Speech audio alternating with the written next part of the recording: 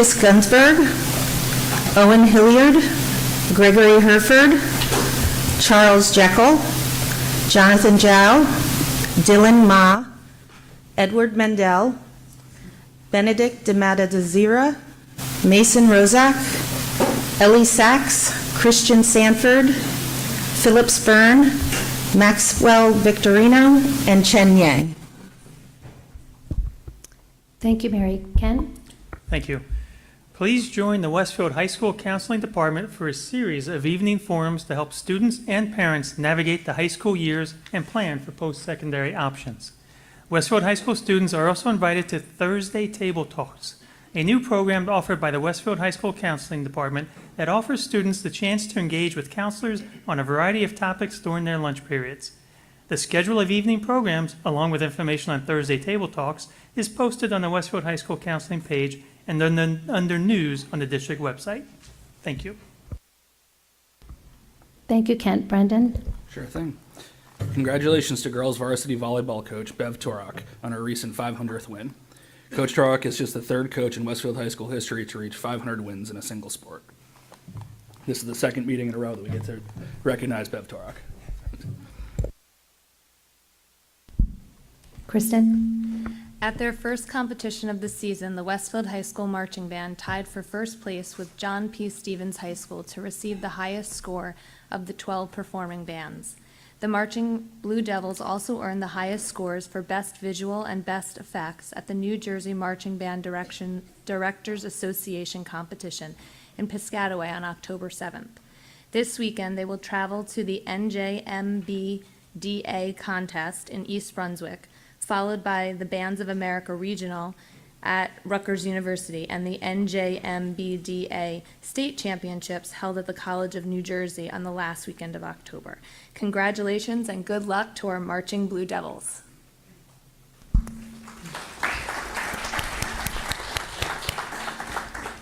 Thank you, Kristen. CJ? The casts, crews, and theater directors at Edison and Roosevelt Intermediate Schools and Westfield High School are busy rehearsing for their upcoming fall productions. Visit the district website for more information and mark your calendars for the following. Roosevelt Intermediate School presents William Shakespeare's A Midsummer Night's Dream with a matinee performance at 4 p.m. on Thursday, October 26th, and an evening performance at 7 p.m. on Friday and again on Saturday, October 27 and 28. Please be sure to notice the character Moth, who's played by my daughter, in that production. The Edison Theater Department will present Puffs, or 7 Increasingly Eventful Years at a certain School of Magic and Magic. A matinee of this parody of the Wizarding World of Harry Potter will be held on Thursday, November 2nd at 4 p.m., with evening performances on Friday, November 3rd, and Saturday, November 4th at 7 p.m.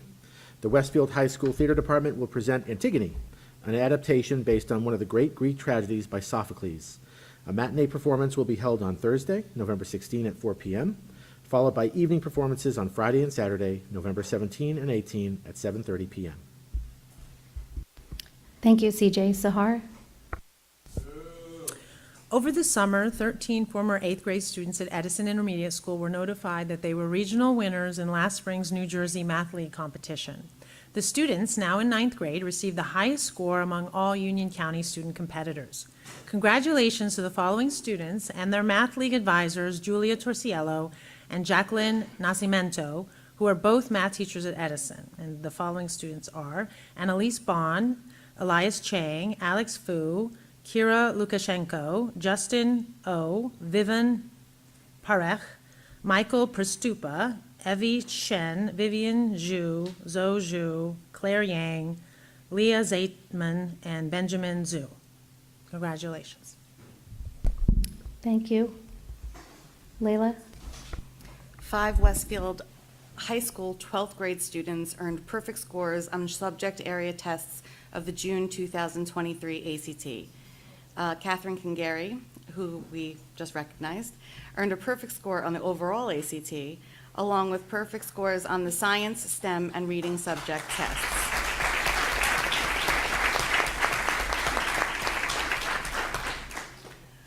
Earning perfect scores on the reading subject test are Nicholas Bartlett, Leon Berganza, Akshay Garg, and Anna Salvato. Congratulations to all. Thank you, Layla. Rob?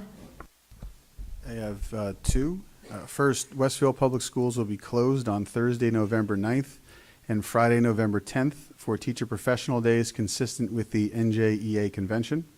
Additionally, students in pre-kindergarten through grade 5 only will have early dismissal on Monday, November 6th and Tuesday, November 7th. All students will have early dismissal on Wednesday, November 8th as staff meets for an in-service afternoon. I got the good one for the kids, apparently. The next regular public meeting of the Board of Ed will be on Tuesday, November 21st in Cafeteria B at Westfield High School, beginning at 7 p.m. The meeting will be live streamed via the district YouTube channel, which viewers can access on the board tab on the district website. The complete agenda will be available on Friday, November 17th, also on the board tab. Thank you, Rob. At this time, I'd like to turn it over to Dr. Gonzalez for a report by district administration. Thank you. This evening, I just have a few topics that I'd like to address as part of my superintendent report before handing it over to members of the Office of Curriculum Instruction to do their annual report of state assessments from the spring of 2023.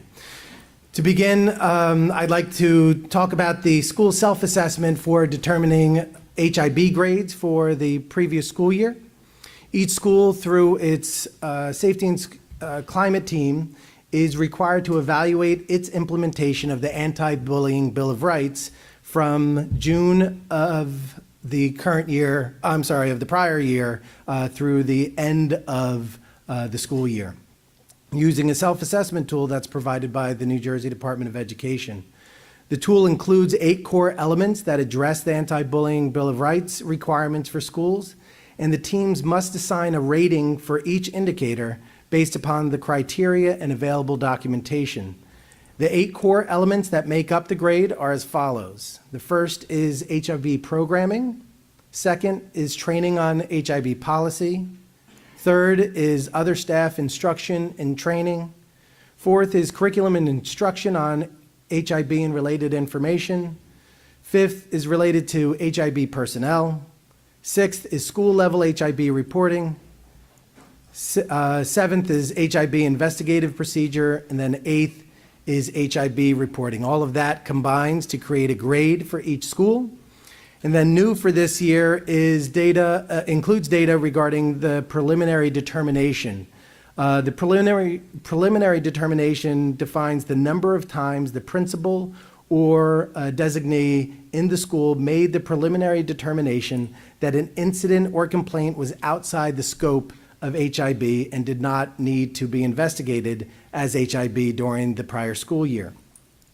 The results of the assessments, ranging from a grade of 60 all the way up to 74 out of a total of 78 possible points, are included on tonight's agenda and will be used by our schools and counselors to identify areas for growth and consistency. Through the support of this board and the positive budget vote from last year, we're fortunate to have additional and dedicated counselors at each school who will work with their colleagues within and across the schools to redouble our efforts to implement the Anti-Bullying Bill of Rights. If you have any questions about what is being done at your child's school to support an environment free of harassment, intimidation, and bullying, please reach out to your principal and guidance counselor for additional information. I'd like to now move on to the Week of Respect, Red Ribbon Week, and Violence Awareness Week. October is a busy time of year for school districts throughout the state implementing activities in support of each of these weeks. These annual recognitions are expected to be observed age appropriately in all schools throughout New Jersey. Beginning with the Week of Respect, state statute requires that all public school districts designate the week beginning with the first Monday in October of each year as the Week of Respect in the state of New Jersey. Additionally, New Jersey's Week of Respect coincides with National Bullying Prevention Month, which is annually observed in October.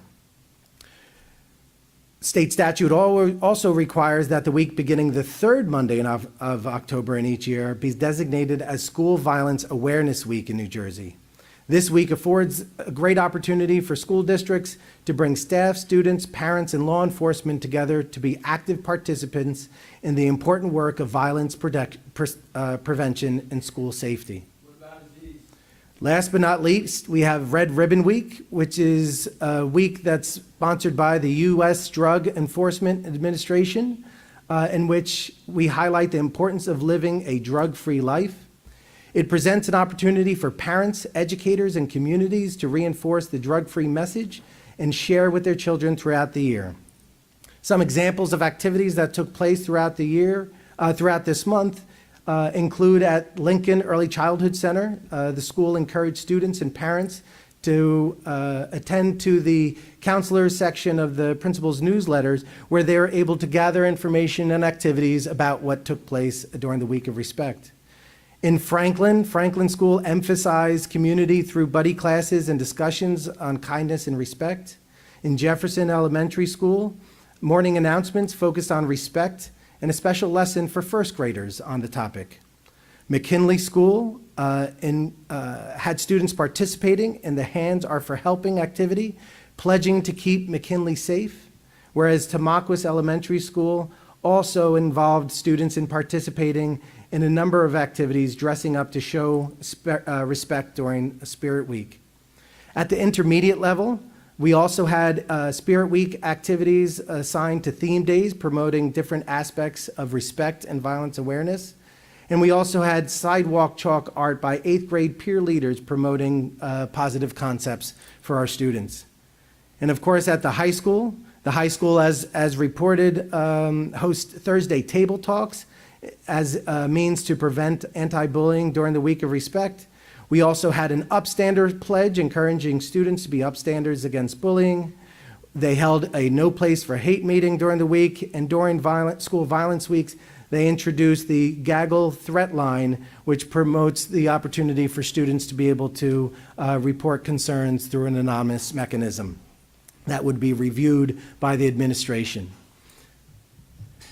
During the Week of Respect, Red Ribbon Week, and the Violence Awareness Week, we also have the opportunity, as I mentioned, to be able to showcase the resources that we have through the guidance counselors that have been added to each of our schools as dedicated resources and as additional resources through our student assistance coordinators at each of the secondary schools.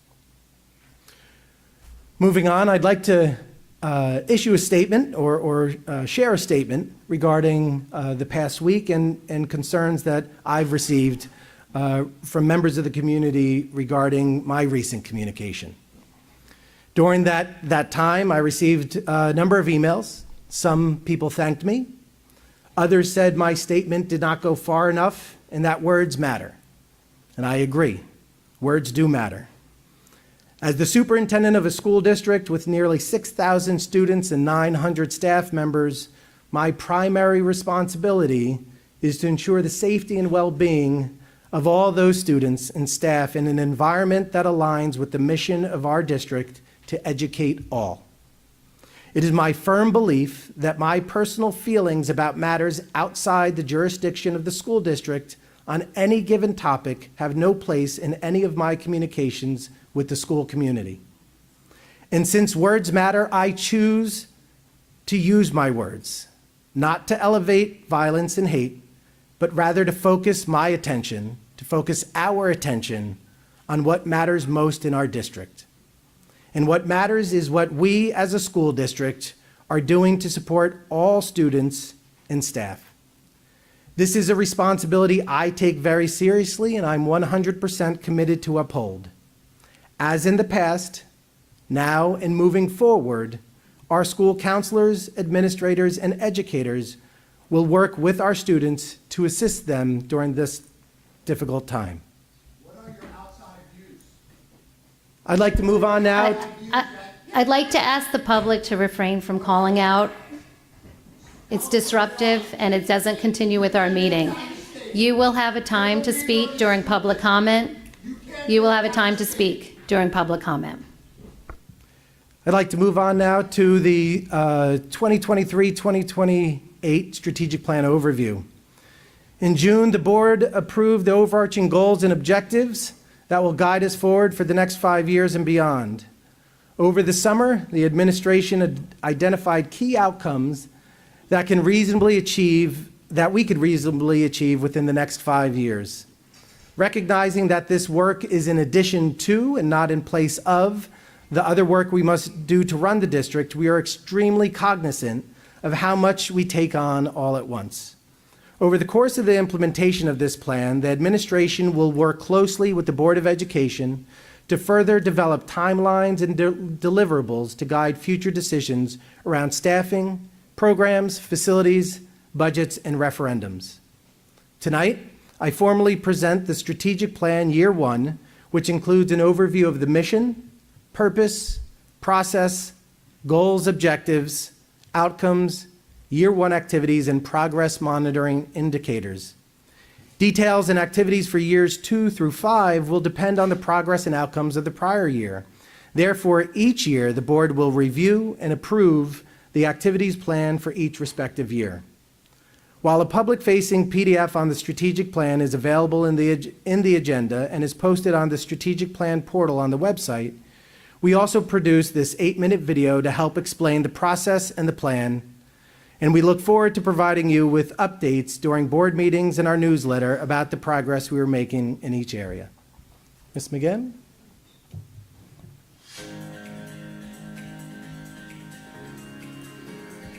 Welcome to the Westfield Public Schools, where our long-standing tradition of excellence remains evident in our outstanding academic instruction, experienced and dedicated staff, award-winning visual and performing arts program, championship athletic teams, and students who are committed to their learning and each other. Hello, I'm Dr. Raymond Gonzalez, proud superintendent of the Westfield Public School District, and I'm excited to share our 5-year strategic plan with you. There are many opportunities for growth as we build upon our tradition of excellence, and that's where our strategic plan comes in. I believe this strategic plan is a very well thought out plan that has lots of little details that contribute to a greater outcome.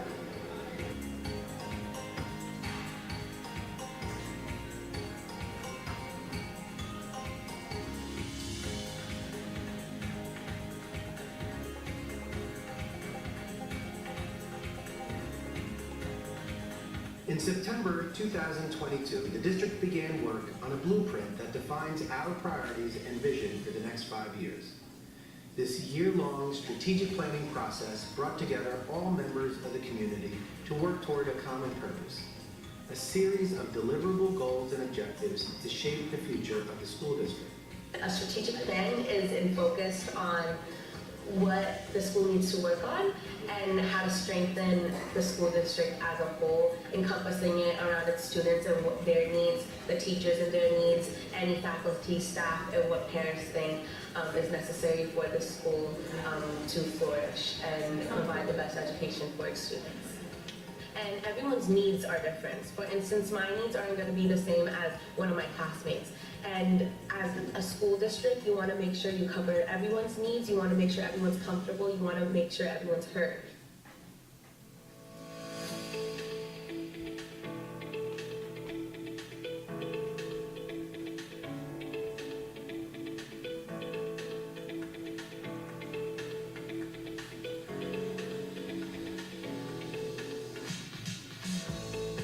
Our strategic plan has 5 goals with 4 objectives each.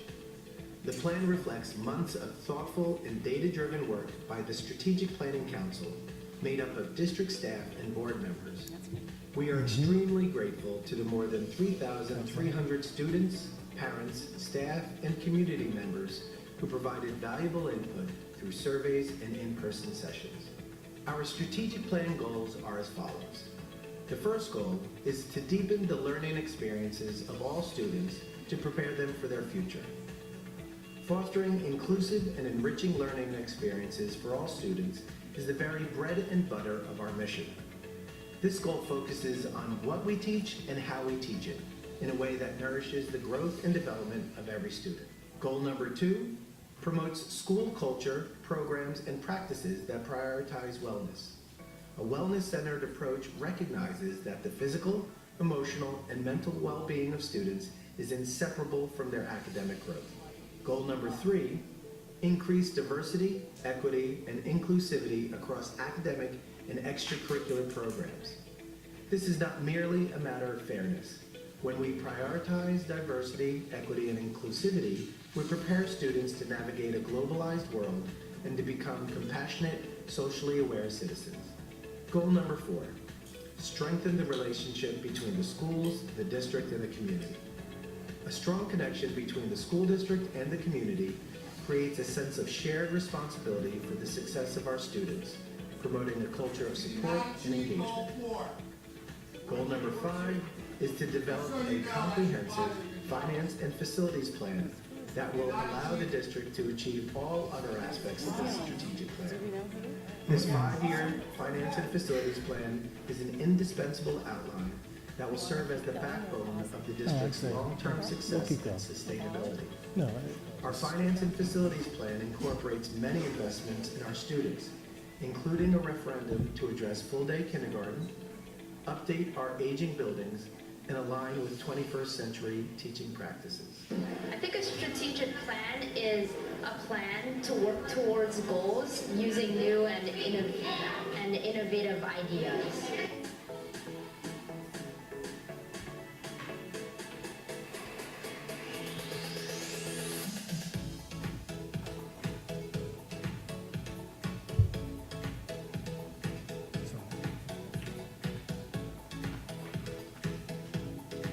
Our strategic plan provides detailed, actionable items with clear direction on how to move the Westfield Public School District forward in meaningful ways over the next 5 years. So when you look at year 1, for example, you'll note that the district will conduct a comprehensive review of current curriculum and instructional practices, establish a district committee to review scheduling, conduct a school climate survey at all schools to better understand staff and student perceptions as they relate to wellness, identify areas for additional growth and diversity, equity, and inclusion within curriculum, school-wide programming, professional development, community engagement, and recruitment and retention of a diverse workforce. Create a comprehensive directory of our community partners, conduct a new demographic study to plan for a future referendum. Our strategic plan is not a static document. What we are able to accomplish in year 1 will have an impact on subsequent years. The plan is a dynamic and adaptable tool that will guide the district's journey toward its long-term goals. It will be regularly reviewed and updated to reflect changing circumstances and priorities and to ensure that it remains relevant and effective. As always, we will continue to be guided by the district's mission statement, which reads, "The Westfield Public School District, in partnership with families and the community, educates all students to reach their highest potential as productive, well-rounded, and engaged citizens who value individual differences and embrace diversity." In closing, our strategic plan opens the door to a world of opportunities for the school district and the entire community. The opportunities presented by this plan are not just aspirations, but achievable realities that will empower our students and staff to reach their full potential. Together, we embark on this journey of growth to ensure a tradition of educational excellence for generations to come.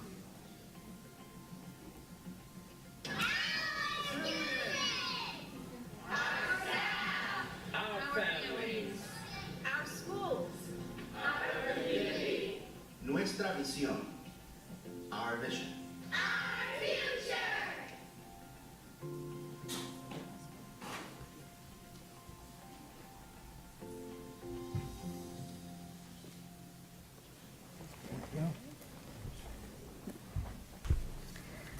Okay, that just concludes our strategic plan overview. I'd like to remind the public to refrain from calling out. It's disruptive and distracting to the business that we have on hand. You will have an opportunity to speak during public comment at 2 different portions. And at this point, I'd like to call Dr. Bolton up to discuss the annual statewide assessment performance report.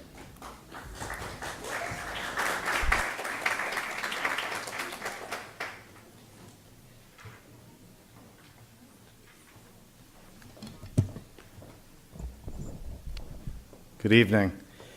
Thank you to the Board of Education, Dr. Gonzalez, for allowing me to speak this evening about our, I skipped a bunch of slides. It's not going to go that fast. Okay, there we go. Thank you for allowing me to speak about our our district's performance on the annual statewide assessments. In August, you may remember, I presented on the NJGPA and our access scores. This evening, we'll be presenting on our NJSLA scores, and we'll also be talking a little bit about the DLM dynamic learning maps. I'm happy to have this evening with me our two fantastic K-12 supervisors, district supervisors in language arts, Ms. Elizabeth Riley, and our K-12 district supervisor, Ms. Elizabeth D'Alessandro. She's our math supervisor. We affectionately refer to them as the Lizzes. They love it. Mr. Tom Patterson was supposed to be here this evening as well to present on the science portion of the assessment. However, he is currently at the New Jersey Science Convention. So just to give some broad overview of the NJSLA assessment.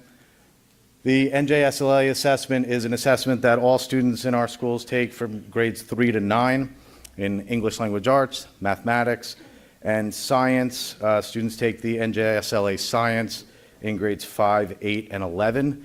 When the kids in grades 5, 8, and 11 learn that they're taking 2 more days of science testing, they cheer and cheer. They love it. And then we also have the dynamic learning maps, which I'll talk about a little bit. That's for our most significantly cognitively disabled students. So just an overview, a little bit of something that parents receive. In late September, all parents receive an individual student score report, these ISRs as they're known. They present a lot of information to parents. Just to kind of give you a quick broad overview. They present student performance levels. They present school-wide, statewide, and district-wide average scores. They also present a scale score that ranges from 650 to 850. And then they present their student score where it falls on that scale. The NJSLA is a criterion referenced assessment. It's assessing students' performance against the NJSLS student learning standards in that particular grade in those particular subjects. Student performance levels on the New Jersey Student Learning Assessment fall within any one of 5 levels, from not meeting grade level expectations all the way to meeting grade level expectations at level 4 and exceeding grade level expectations at level 5. We are obviously aiming for level 4s and levels 5s. What you'll see, and again, just so that everyone's aware, this is a broad overview presentation. It will be publicly available. This presentation will be publicly available on our district website for anyone who really wants to dive more deeply into the results of the state assessments. But again, to be respectful of everyone's time, we're going to give a broad overview of aggregate scores that you'll find on this slide, and then scores of subgroups, disaggregated scores. Very broad overview, and then we're going to spend some time really peeling back the layers and doing a deeper dive with our subject supervisors into the levels of analysis that they conducted into the scores. So what you'll see on this slide, Westfield scores are in blue for all grades. In English language arts, state scores are in black. On the right-hand side, you'll see total met or exceeded expectations, which is typical for Westfield. You're going to see that our average scores at each grade level are significantly higher than the state average. Westfield performs exceedingly well. Westfield students perform exceedingly well on these assessments in aggregate. When we dive into some subgroup scores, we'll see some areas for needed improvement. So just to break down some of the subgroups that we'll talk about, that'll be disaggregated. And this is the percentage of students who were assessed in grades 3 through 9. Economically disadvantaged represented 1.3% of the students. Students with disabilities, 20.5%, and English language learners, 4% or 0.4%. The asterisk next to economically disadvantaged, and what you'll see in some other subgroups is that these students, we only report scores of groups of students who meet a certain threshold. So if the N of student scores is 10 or above, we'll report out on that subgroup. If it's below 10, then you won't see that score reported. White, 76% of students. Hispanic is 6.6%. Black or African American, 1.7%. Again, there'll be some subgroups that aren't reported, and Asian is 11%. So quickly, to go through some of the subgroup breakdowns, you'll see on this chart as you look through the presentation, these bar charts are showing the various performance levels. Level 1 is in lighter blue, level 2 is in orange, level 3 is in gray, level 4 in yellow, and level 5 in darker blue. So this is our Hispanic subgroup. This is ELA, our Asian subgroup. Now you'll see this is ELA 9. This is the only grade that had an N of 10 or higher. So this is the grade that we can report on in Black and African American. Our white subgroup. And these are all English language arts scores. When we look at these scores, we really do dive deeper into the scores. We look for patterns. We look for ways in which we can use these scores to tell us a story about individual students and groups of students. We don't just look at numbers on a PowerPoint presentation, but we really do dig into, are these scores representative of ways that we can enhance our curriculum or magnify some sort of instructional approach? Special education students in English language arts. So as I was saying, there are levels of analysis that our teams engage in when we do review these test scores. They're not something that's just handed out to teachers or administrators. Administrators work in teams to dive deeply into these scores. We work together in our PLCs, in our team meetings, in our faculty meetings and department meetings to really dive deeply, while also appreciating that these scores are one photo in an album of pictures for our students in the name of assessment. So this is an assessment that students take, and there are many assessments that students take, from curriculum-based assessments to diagnostic assessments to formative and summative assessments, and they all present us with a picture of who our students are and their overall body of experience in our schools. One of the pieces of evidence that we use that's provided to us through these scores is something called an evidence statement report. This provides us with this particular standards that are reported out on in a discipline. So we'll look at, in this report, you'll see that there's a series of standards listed. Westfield scores, or particular school scores, are represented in a green dot. The state average is represented in a blue square. And what we do is we look at each one of those standards, and then if we see that there's an area where there's further improvement needed, we'll dive more deeply into those standards. As we do a deeper dive and peel back the levels of analysis, then our supervisors will definitely, who are steering this process, get involved. And that's where they really do analyze all of the scores to find areas of strength, areas for further growth, and recommended areas of professional development. And this is where we build our professional development plans. We focus on areas of observation within observations of teachers to just overall enhance the student experience.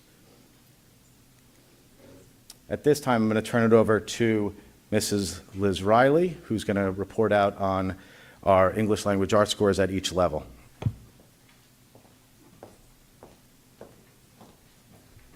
So before we start, I want to just say one thing. I'm the one that dives into the data. I'm the one that lives in it. I live in it all summer. I live in it as it comes through with Pearson. And one of the things that we have to start with is that our students are performing. They're showing us that things are on an upward trend, right? We're still working. We don't have data consistently due to the pandemic. So I think it's really, really important that if you go back and you look at, we're always above the state average. We're above our numbers from last year. And I think that's one of the things we have to start with. We have to say our teachers did a great job. Our students are doing a great job. I'm going to speak about a few things that last year I told you were areas for support, that this year were areas for strength. So all of that work that Dr. Bolton was talking about with regards to sitting with teachers, going through the data, seeing what there is, it's working. There was one school that we worked with, it was their SGO, their student growth objective, to work with text structures. You're going to see that third grade text structures are no longer an area for support. So it's really nice to see that work. Our elementary students performed well in all areas, like I said. We made double-digit gains in writing in some of our areas. So our writing as a whole increased in almost every single grade level, which was amazing to see. We see skills such as identification of text structures that were support last year are now areas of strength. And what they'll do is they'll continue to not just identify text structures, but explicit lessons will look to analyze those text structures. How are authors using them? Why are they using them? So you'll see that as I talk about intermediate again, there's a two parts: identification of certain key themes and main ideas, and then analyzing them. And that travels all the way through the grades. You'll hear that. So that's where we're doing really great work. We're able to identify text structures and learn them, but now we have to work a little bit more with analyzing them and what is an author's purpose before that. The other thing is the latest NJSLA exam that was given last spring included different texts than we've seen in the past. Poems, plays, that students had to finish the play. And it was Charlie Brown, which you have to believe some of them have no idea what it is. So teachers this year are intentionally, and I use that word because that is exactly what they're doing, incorporating those different texts into the curriculum. Poetry, short plays, just so that we're not just reading novels, we're not just reading short stories, we're incorporating those things. We've done a really good job of the multimedia component, but we're constantly striving to do a little bit better, or a lot better, really, let's be honest. All right, intermediate language arts. So I've stood up here before and I've said sixth grade tends to be a challenging year. But once again, we saw the percentage of students meeting or exceeding expectations rise, just like we did with elementary students. A highlight was all of their written expression and written knowledge at every single grade level improved. So once again, we're seeing that work. The recommendation, though, is still a writing recommendation. So even though we're doing great, we still are working towards analysis of multiple texts, the literary analysis of multiple texts. So those more complex components of the NJSLA, that's where we're putting our effort in. And one of the other pieces was that providing an analysis of a theme in 6th and 7th grade we see is an area for support, and in 8th grade it's an area of strength. So it's one of those continuously building standards that we see students are developing throughout the year, or the years. We're also now thrilled at the intermediate level that we have 2 full-time ELA interventionists. So when we talk about going through the data, those are also the people at the school-based level going through the data, and they're not going through the broad level data, they're going through the nitty-gritty, the writing components, the reading, informational, and literary, so that we can do everything we as a staff can do to identify the students that need either small group intervention services, or now we're so lucky because we can push into classes and provide that support in the gen ed classroom, which is just, it's been wonderful. So that we have for intermediate. And our high school students, our 9th grade students. So once again, we performed well. One of the areas, like I said, with the other one, or with the other areas, is they can identify a main idea really well. They can look at a character concept and how the character develops over a text. But then when you ask, how does it apply to the plot? That's where one of our areas. So we're really diving deep into these standards, and that evidence statement that Dr. Bolton showed, that's where all of this comes from. Our English 1 curriculum allows students to do that, but we need to be explicit in our instruction as to what to look for and how to build that deeper understanding.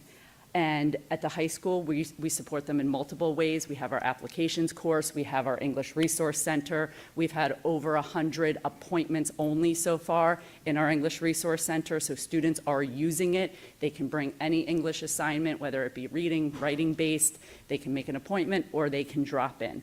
So I have to say, I'm the language arts person. I'm not your math person, but I like the data. I like looking at it. It gives us some really, really good information to be able to go to teachers and not only say this is what you have to work on, but good job, right? Like my last department meeting started with good job, right? We did all of this really hard work. You're still working to have these students build their stamina and get used to, the joy of reading again, right? And everything like that. They're balancing technology and handwritten work and AI, let's be honest. So we're really doing great, great things, and I'm proud of the staff and I'm proud of the students. So thank you very much. Oh, would you like me to introduce Liz? Oh, no, you gotta go, sorry. Thanks, Liz. So again, I think it's important that we are able to spend some time briefly going over the data, but then spend more time with the levels of analysis that the supervisors provide. So again, as with language arts, here's the table for aggregate scores for mathematics, grades 3 through 8. Just something to take notice that Liz D'Alessandro will explain in greater detail about 8th grade math and how it kind of separates students a bit. So you'll see a bit of a change in the score report for 8th grade math. But again, our students in math continue to perform extremely well, not only against like districts, but against the state average. Here's our reports, here's our scores for Algebra 1, Algebra 2, and Geometry. Again, when you really look over at that total met or exceeded expectations column on the far right, you see how much significantly better we're doing than the state average. And again, subgroup scores, this is where we really do dive deeper into and really do analyze who are these students, where are they, what other subgroups do they represent, because there are students that are in that represent multiple subgroups. So they're represented multiple times on these charts. So this is where we look at what are we doing within our DEI initiative to provide some level of connection and belonging and making sure these students feel comfortable at school, making sure that we're teaching in a manner that makes them feel a sense of belonging to their classroom. Also, when we look at some of these subgroup scores, here's our Asian subgroup performance and our white subgroup performance and special education performance. These are students with disabilities. When we look at these subgroups, when I look at these subgroup charts, I see our MTSS initiative. I see the tiers of, when I look at the top, I see tier 1, which are classroom responsive, intentional teaching strategies. And then as I move further down, I see tier 2 interventions where we're increasing the level of intensity, increasing the level of support through interventionists. And then as we move further down, we see rising intensity, rising support through individualized support. So again, that's a strategic planning goal, and it's in response to some of the things that we're seeing within our subgroups. Economically disadvantaged for math, and again, two grade levels reporting, and just for everyone's understanding, the N in each of these subgroups is very small, reportable but still very small. And I'm going to turn it over to Liz D'Alessandro now, who will dive a little bit deeper into the levels of analysis for our math assessments. Good evening. I could probably say everything that Liz just said to you, just ditto it and apply it to math, but I'll try to give you a little bit more of a math spin to it. We follow the same protocol of finding the strengths, areas for support, and ways to kind of support the students through the process. So in grades 3 through 5, the assessment results indicated strengths with whole number computation and using 4 operations to solve multi-step number stories.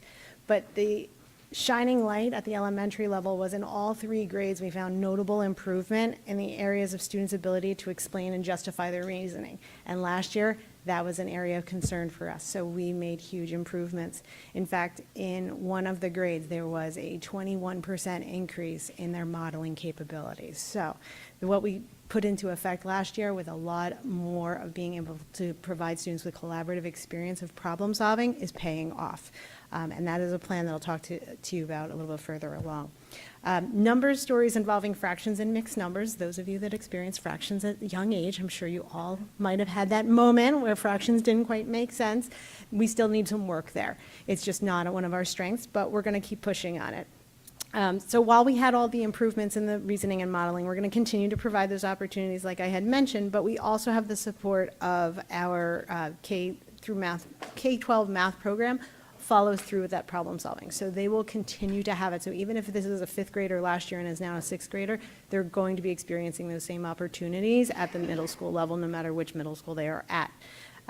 We also have a textbook series that allows for spiral review, embedded practice, opportunities for students to share their strategies and to critique others so that they learn to hear other people's experiences through the mathematics.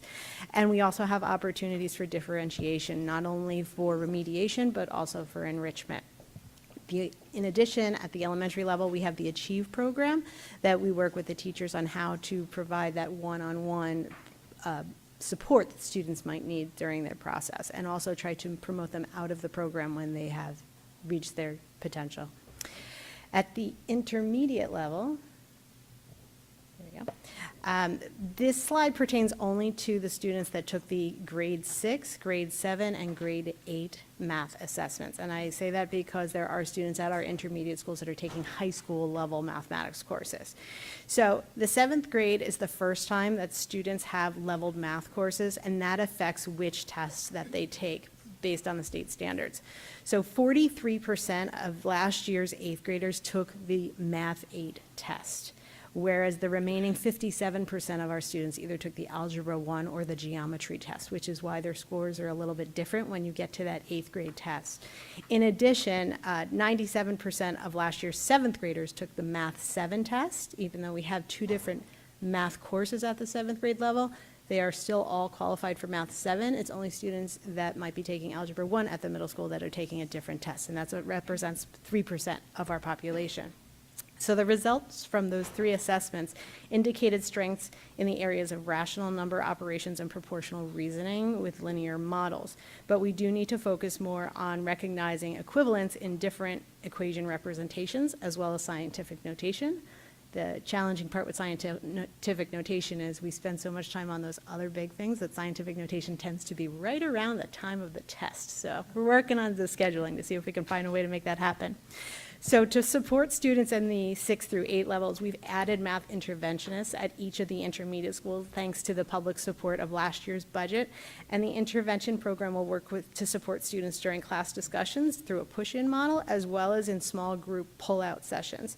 The intermediate textbook, like I had mentioned, builds off of our elementary program where it continues to build that collaboration. It has the spiral review, the embedded practice, lots of differentiation opportunities. And in addition, the intermediate math teachers and I spent a lot of time earlier this year to focus on Tier 1 instructional techniques to build up their capacity for the MTSS framework as part of our strategic goals. So some of those include differentiation, collaboration, vocabulary support, and small group instructional techniques.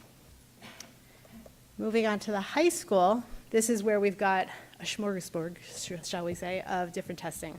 So while we're looking at it from the high school lens, you have students sitting in grades 7, 8, and 9 actually taking these assessments.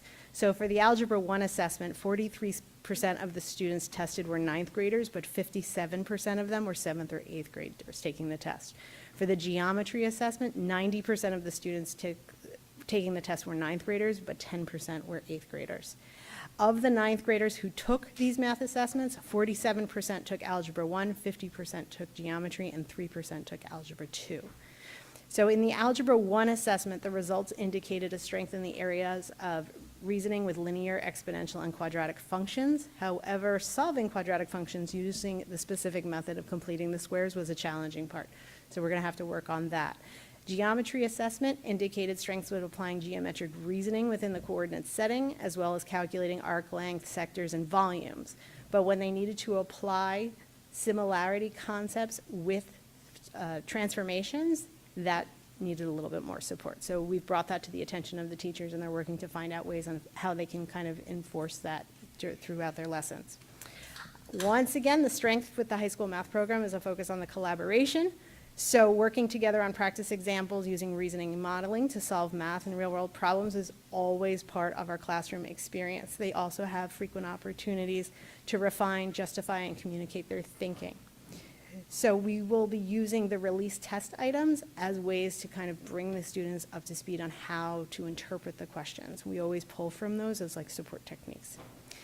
The outside of the classroom instructional supports that are available at the high school, we have a workshop class in Algebra 1, Geometry, and Algebra 2. So that's a class that students can take to supplement what they're learning in their mainstream math classes. We also have the Math Resource Center, which is currently available through all lunch periods. It's a very popular place during the day, as I'm sure some of you have heard with your own children. So like I had mentioned, the reasoning and modeling was a big takeaway all through the grades. We have huge improvements in some grades and smaller improvements, but the message is still the same as what Liz was mentioning earlier. We are consistently making strides in the right direction. In fact, when you look at the full report that Dr. Bolton had shared, all but one grade in mathematics is 30% points higher than the state average or more. The other thing is that grades 3 and 4, we are now achieving scores that are pre-pandemic success levels. We are at that goal with 3 and 4. Grades 5 through 8 are making the consistent and moderate gains. 6 through 8 were where we saw our biggest deficiencies during the pandemic, so we're gradually working our way back. We have approximately 3 to 10% improvement in each of those grades, depending on which grade it is. So it's all positive news.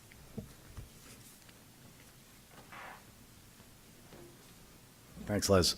And just to quickly go through science, because Mr. Patterson's not with us this evening, science is a completely different animal. It's not on a 5-point scale. It is on a 4-point scale: proficient, near proficient. Below proficient, near proficient, proficient, and advanced proficient. The standards for science are incredibly challenging and complex. The assessment itself is incredibly challenging and complex, as you can see from both our district averages of meeting and exceeding proficiency and the state averages. So if you'd like to, I would offer that you go on the NJDOE website. They have sample test items for NJSLA science, and I've taken some of them just within this past week, and I can tell you that I absolutely need to brush up on 5th grade science. It's a really hard assessment, and it's multiple. So again, some of our subgroup scores.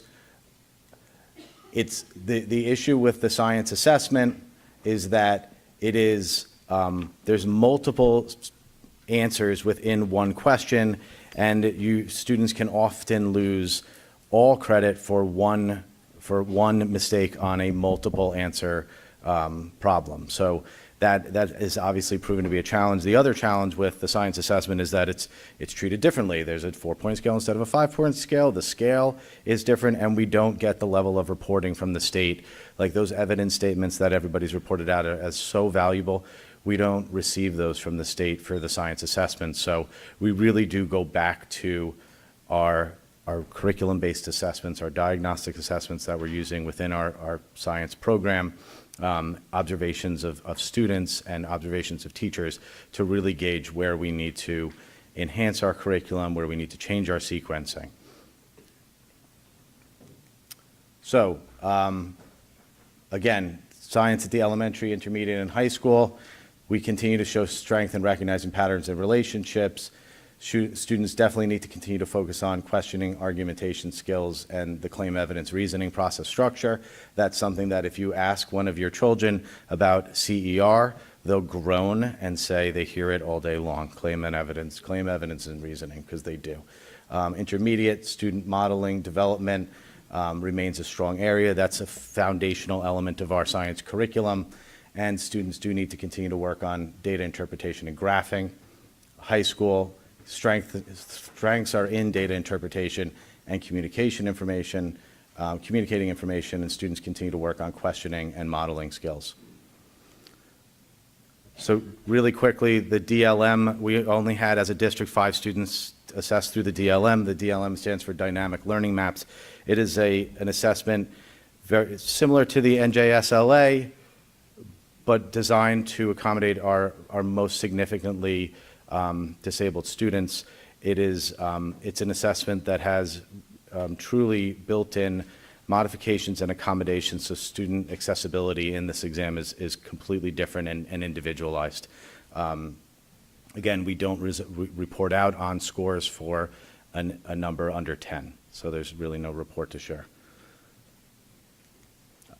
So in summary, our next steps are, as I stated, for our teams to meet, for our administrators to continue to meet with teachers to analyze and process these scores and really do a deep dive into individual students and patterns that are emerging from the data as our supervisors just presented. Also, I think it's important to note that through the public support that we received through last year's budget and through this is a reality. The reality is that what we budget for and what we place in our strategic goal is a statement of our priorities, right? And our priorities are addressing the needs that are presented in this report. So when we add interventionists at the intermediate school level, when we add counselors at the elementary school levels, when we're adding ESL teachers across the district, those are all in pursuit of enhancing not only the overall student experience and how connected they feel to our schools, but also their academic performance and the ways in which we can respond to the things that we see.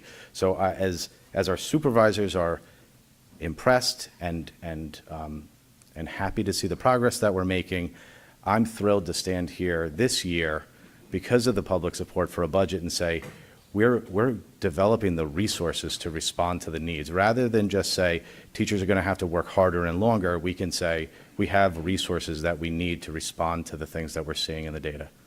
So, thank you. Thank you, Dr. Bolton and the Lizzes. If any board members have any questions, if you could raise your hand so I can take note and wait to be called on.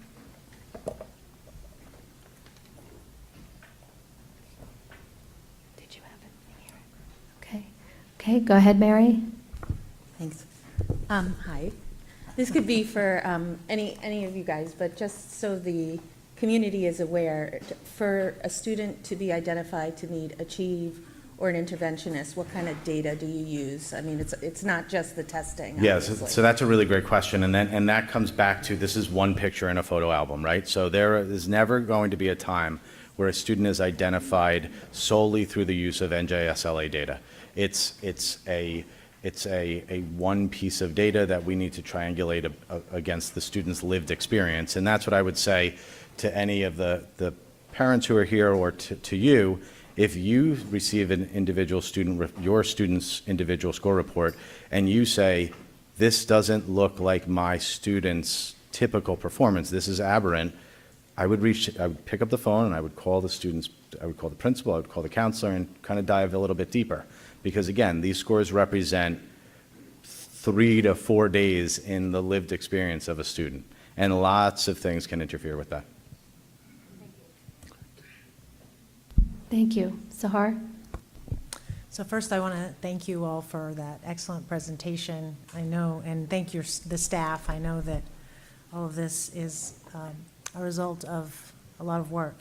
So I have a few just overarching questions, and I understand if you can't answer them tonight, but I just wanted to put them out there. So the first is, how do these numbers compare to our peer districts? I understand that we're comparing ourselves to the state, but as we know, New Jersey's got 550 plus towns and school districts, and it's very diverse along various demographic lines.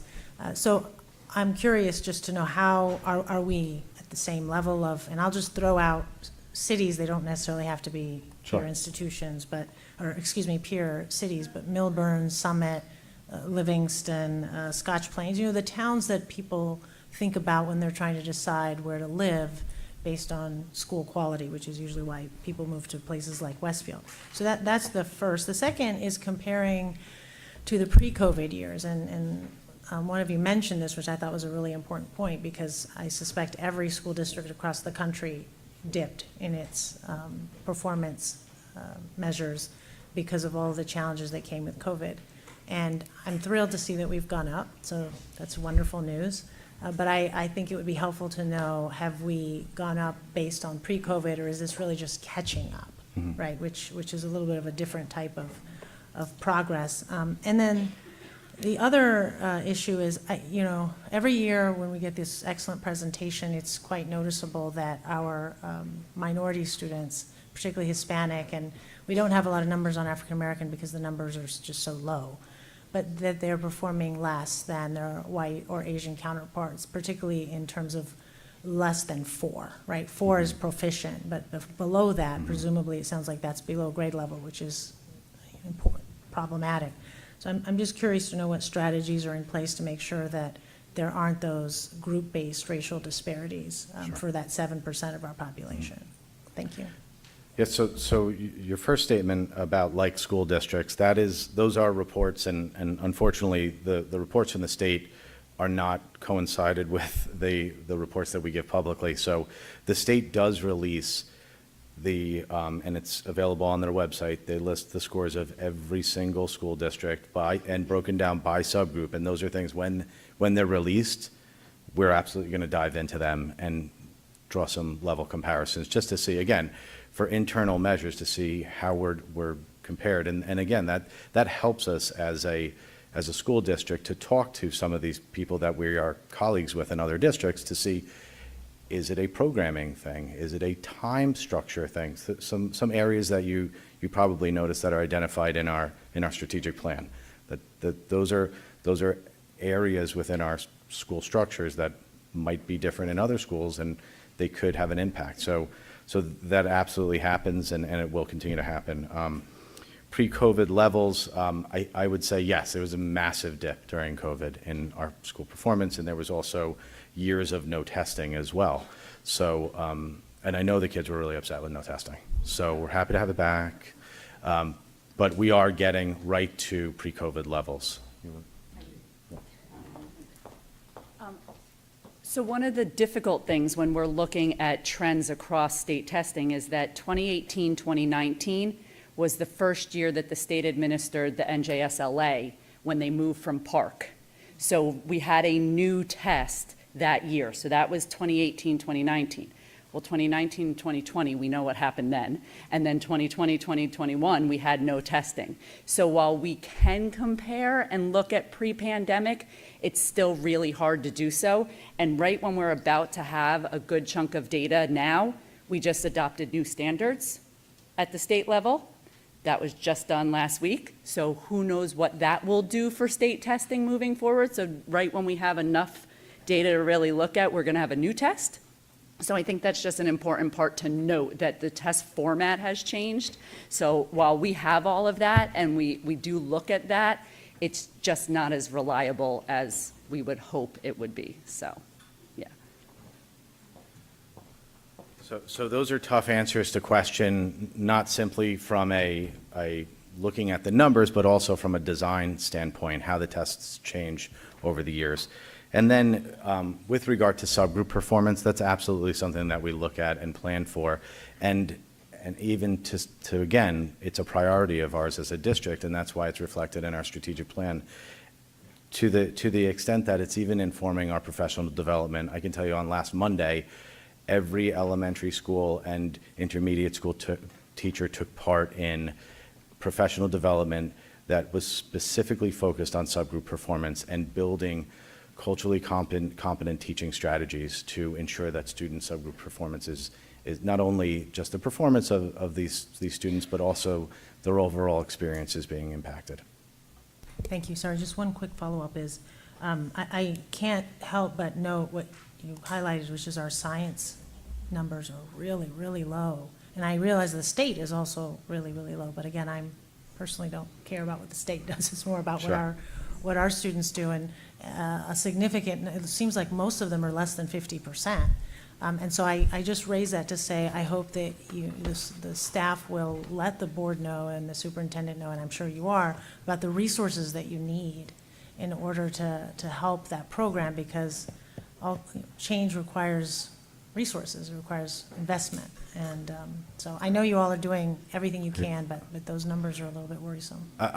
So again, I think it's looking at the context of numbers in context of the standards, and like you brought up before, like school districts. So when we look at, like, is there a programming issue? Is there a curricular issue? We look at all of those factors and not just these scores, because, like I reported out, the scores are low, not just in this district, not just the state. They're challenging standards.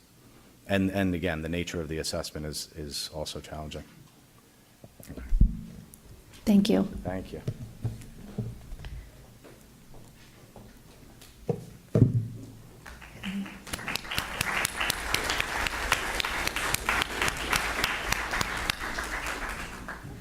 Before we continue on, some board members had questions about the strategic plan. So if anybody has a question from the board about the strategic plan, please raise your hand and wait to be called on.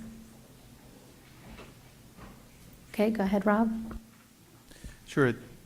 Question and just sort of some additional edification for the public. So the strategic planning process has gone essentially like a funnel. We started from some very general goals, and this iteration, what's going to be on the agenda for our approval tonight, is taking the objectives and moving them down to things that are more concrete.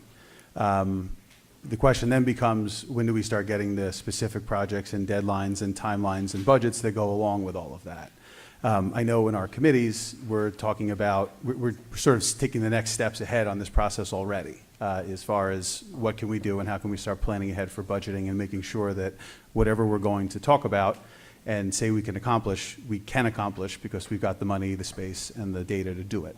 I know some of us have also been joining the architectural firm that the board hired to walk through buildings and see firsthand. I mean, literally, they're going roof to boiler room into every classroom and determining where there are needs. Everything from we got a structural problem to the furniture's mismatched. And all of those things are important data gathering, because without those, we can have all the plans we want, but we don't know where the next steps are. So I want to make sure the public knows we're doing that work, even while we're presenting this next phase of the goals. But I think it would be helpful just for the board and the public to know what the next steps are for us, how we're going to take this latest iteration of what we're doing into those actual, this is what we're going to do, this is how we're going to fund it, and this is when we hope to accomplish it by, and why we're staging it year one, and then how year two and subsequent rests on what we're doing in year one. So your question actually answered a lot of I was going to respond, so thanks for that. But it really does, I think, speak to the collaborative nature of this process from the start through the implementation. And as mentioned, during the summer, the administration took the first stab at developing action plans that attempted to take the goals and objectives and turn them into reasonable and achievable outcomes that we believe would serve the district moving forward. However, recognizing that there's a lot of detail that we still don't know the answers to. And that's because of the nature of the work that is involved includes, as you had mentioned, a lot of data gathering, whether it be through the facilities tours, whether it be through the audits of our curriculum, whether it be through the investigation into various scheduling structures that are conducive to the work that we're attempting to engage in. A lot of that work and a lot of that decision-making will help inform the next steps.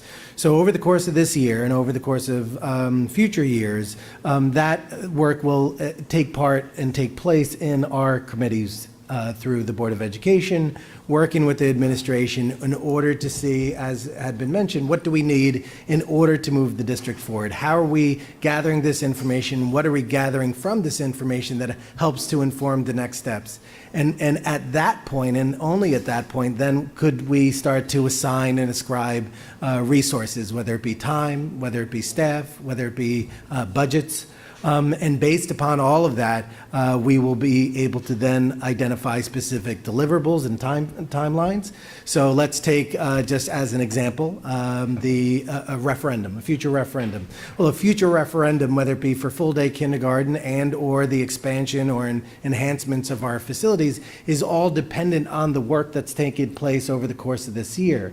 So as that work is taking place and unfolding, it's revealing those priority needs at an immediate emergency basis, a long or midterm basis, and things that would require voter approval on a much grander scale. So for us to be too specific in our timelines or too specific in our deliverables really would just set us up potentially to either over-promise and under-deliver, or quite honestly, short-change what we're able to do. So the work that you witnessed today and that is available in the public-facing document really highlights the major outcomes and deliverables that we anticipate in each of the 5 goals areas and the subsequent objectives, with a focus on what we plan on doing this year. That work this year will then certainly inform future years, but over the course of this year, I anticipate through our committee reports, I anticipate through our administrative reports, through our newsletters, we're going to be able to provide that level of detail as you described, moving from the larger opening of that funnel down to the more granular level. But I think it's important to note that we are deliberative in our approach. We are not trying to move too far ahead, because the last thing I want to do is start to design a facility that is incapable of supporting the programmatic needs. We need to be driven by our bread and butter, which is our curriculum and instruction programs. We need to identify what we need educationally, and then from there use that as the basis for making decisions around staffing, around facilities, and ultimately around resources and fiscal requirements.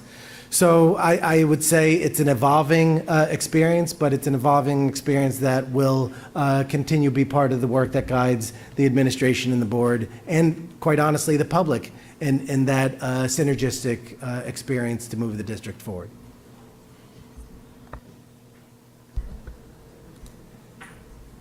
Yeah, go ahead, Sahar. Thank you. I just wanted to congratulate and thank all the staff that have put an enormous amount of work under the leadership of our senior administrators. And this is my 3rd year on the board, and I've noticed a significant improvement in communication to the community, and so I definitely want to thank our communications department in showing that there's more transparency and there's more opportunity for engagement. The weekly newsletters from the principals, the weekly newsletters from the superintendent. So I think this strategic plan is part of that broader trend, and I hope that the community continues to stay engaged. So thank you very much, Dr. Gonzalez. Okay, I'd like to turn it over to Casey for the student representative report.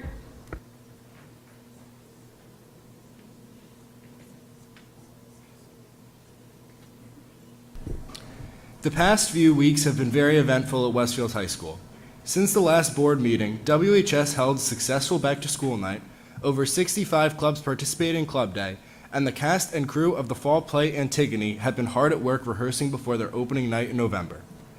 This month is Breast Cancer Awareness Month, and our school has several events planned to raise awareness and fundraise for this cause. Last week, the high school volleyball program held their annual Pink Out fundraiser and game. Student government is currently planning the student versus staff volleyball game taking place this Friday to raise money to fight breast cancer through the organization Pathways. SGA will be selling bracelets and homerooms. The homerooms that raise the most money will get to watch the game live from the gymnasium. In addition, we will be holding a Pink Out door decorating contest. Pink ribbon will be provided by SGA, but remember to send in your student with additional supplies. The winning homeroom will receive a bagel breakfast. The next big event coming up is Spirit Week in November, including the Upperclassmen Homecoming Dance and Pep Rally. These events are ones that students really look forward to. Now for the more difficult part. I feel I cannot fulfill my role as student representative to the Board of Education if I do not address the way the situation in the Middle East has impacted our WHS community. Last week, the world witnessed a horrific terrorist attack by Hamas. There is a significant...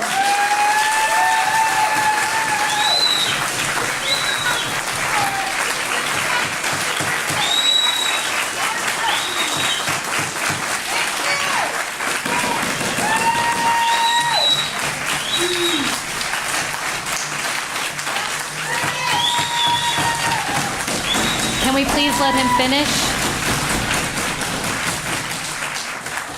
Are we allowed to take public video? I demand this up front.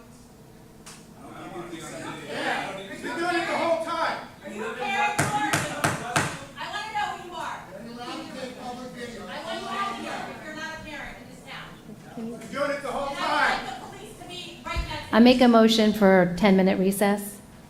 Can I have a second? All in favor?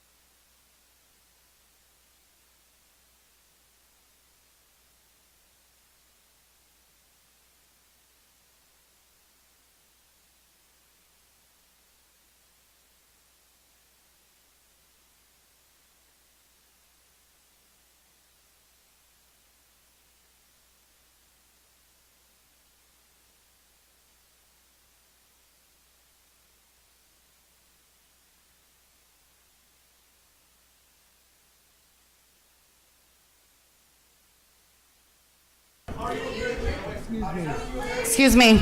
Excuse me. Oh, I thought you wanted the police officer.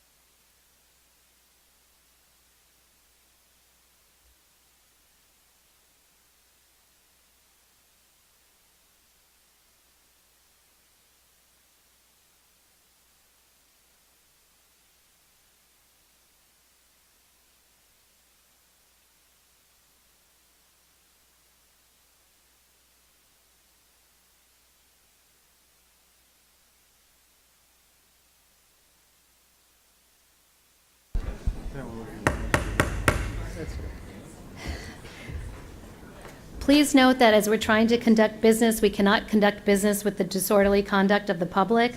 So I'd ask that the board ask members of the public be courteous and mindful of the rights of us up here speaking. And at this current moment, I'd like to turn it back over to Casey to finish his high school student representative report.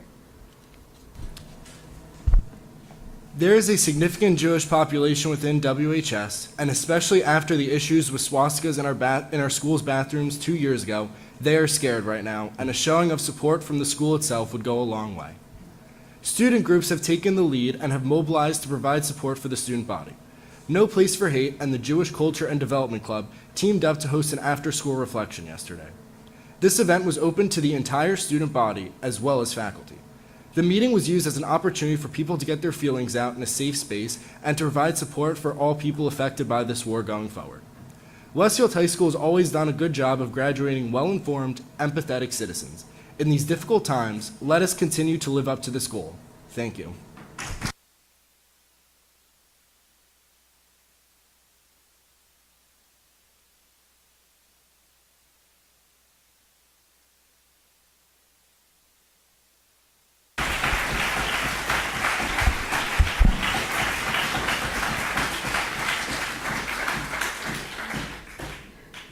Okay, we'll continue on with our board committee reports. Next up is the report by Curriculum Instruction and Assessment Committee Chairperson, I believe, Kristen. So I noticed today that our name has officially changed. We are now the CIA Committee, which is Curriculum Instruction and Assessment. So I thought that was pretty exciting. CIA met on October 2nd. We discussed the K through 12 science curriculum, reviewed the NJSLA assessment results from Dr. Bolton, which Dr. Bolton and his team presented this evening, and received a report outlining the WHS student participation and performance on AP exams. The main highlight of our meeting was the presentation from Tom Patterson, the district's K through 12 science supervisor. He reviewed the department's philosophy, course sequence, course competencies, the resources used at each level, and how the department plans to grow in coordination with the district's strategic plan. One of the areas that Mr. Patterson was most excited about was the level of consistency that the science department has been able to achieve at each level over the past several years. All of our preschool teachers use Mystery Doug as their foundational resource, aka Mystery Doug. At the elementary level, the teachers use FOSS, which is Full Option Science System from the University of Berkeley, as their guiding resource. Roosevelt and Edison use Open Science Ed curriculum, which is an NGSS-aligned phenomenon-based curriculum, where students are presented a question at the beginning of each unit, and by researching and working through the overarching question, they learn the intricacies of each science topic at hand. At the high school level, the teachers have created PLCs, which stands for Personal Learning Communities, for each discipline to share lesson and assessment planning in an effort to allow for consistency across each section. Now that each level has found supportive resources to ensure consistent and thorough lesson and unit planning across the district, the next step is to look at how each level can continue to expand and grow the students' learning opportunities. They are incorporating the new MTSS approach at all levels, using data to identify subgroups in need and to develop effective instructional strategies and interventions in an effort to support each student. Mr. Patterson also expressed excitement about the potential to add more course offerings and schedule flexibility at the high school level as the district re-examines the structure of the school day as part of the strategic plan. Along those lines, he was happy to report that we have expanded our AP course offerings in science over the last 4 years. Our physics honors expanded the curriculum in order to offer it as AP Physics 1 starting in the year of 2019 to 2020, and AP Environmental was first offered in the year of 2020 to 2021. Environmental has quickly become one of the most popular AP Science courses at WHS. Our next CIA meeting is scheduled for November 6th. Thank you. Thank you, Kristen. Go ahead, Sahar. Thank you, Kristen and Rob. I also wanted to just mention something that I've mentioned multiple times, just because we have many parents here, is the request by a number of parents that I heard over the years for AP Mandarin. And so hopefully as we expand our AP offerings, that I know that Mandarin is one that's been at least communicated to me, and I think we can all agree that the future is likely going to demand those language skills by our students once they become leaders due to just global changes. Thank you. So that actually is on our list of questions for Enrique. He's the director of our languages department, and he's going to be visiting with us on December 8th, and I have it actually down here as one of our questions. Okay, thank you. Next up is report by Finance and Facilities. Yep. Brendan or Ken? Okay. Yep. The Finance Committee met on Friday morning. It was about an hour and a half long meeting. We discussed no fewer than 15 topics. We were very efficient, and we all actually noted that throughout the day. Starting off, we had Mike Beery, our new district architect, with us. He, along with Dr. Gonzalez, Ms. Ramos, myself, Sean MacArthur, our buildings and grounds supervisor, Frank Padovano, our security director, and building principals, along with a couple board members. Sonal joined us for one. CJ and Rob have joined me. Kristen and Mary may or may not be joining me tomorrow at McKinley. We've toured every... Okay, I'll see you in November. We've toured every building except for McKinley, which we'll do tomorrow, and we have not finished the high school yet. Doing a thorough, literally room by room, wall by wall, closet by closet inspection of all of our facilities. Each elementary school has taken us about 3 hours. Roosevelt took 6. The high school's taking 3 days. They are incredibly thorough, noting everything that our staff and students look by every day as just sort of normal. They're writing it down. This is all part of our comprehensive plan to ultimately improve our space, optimize our space, and increase space as needed. The report for that should be available sometime maybe around the end of the calendar year, hopefully. If not, it'll be early 2024.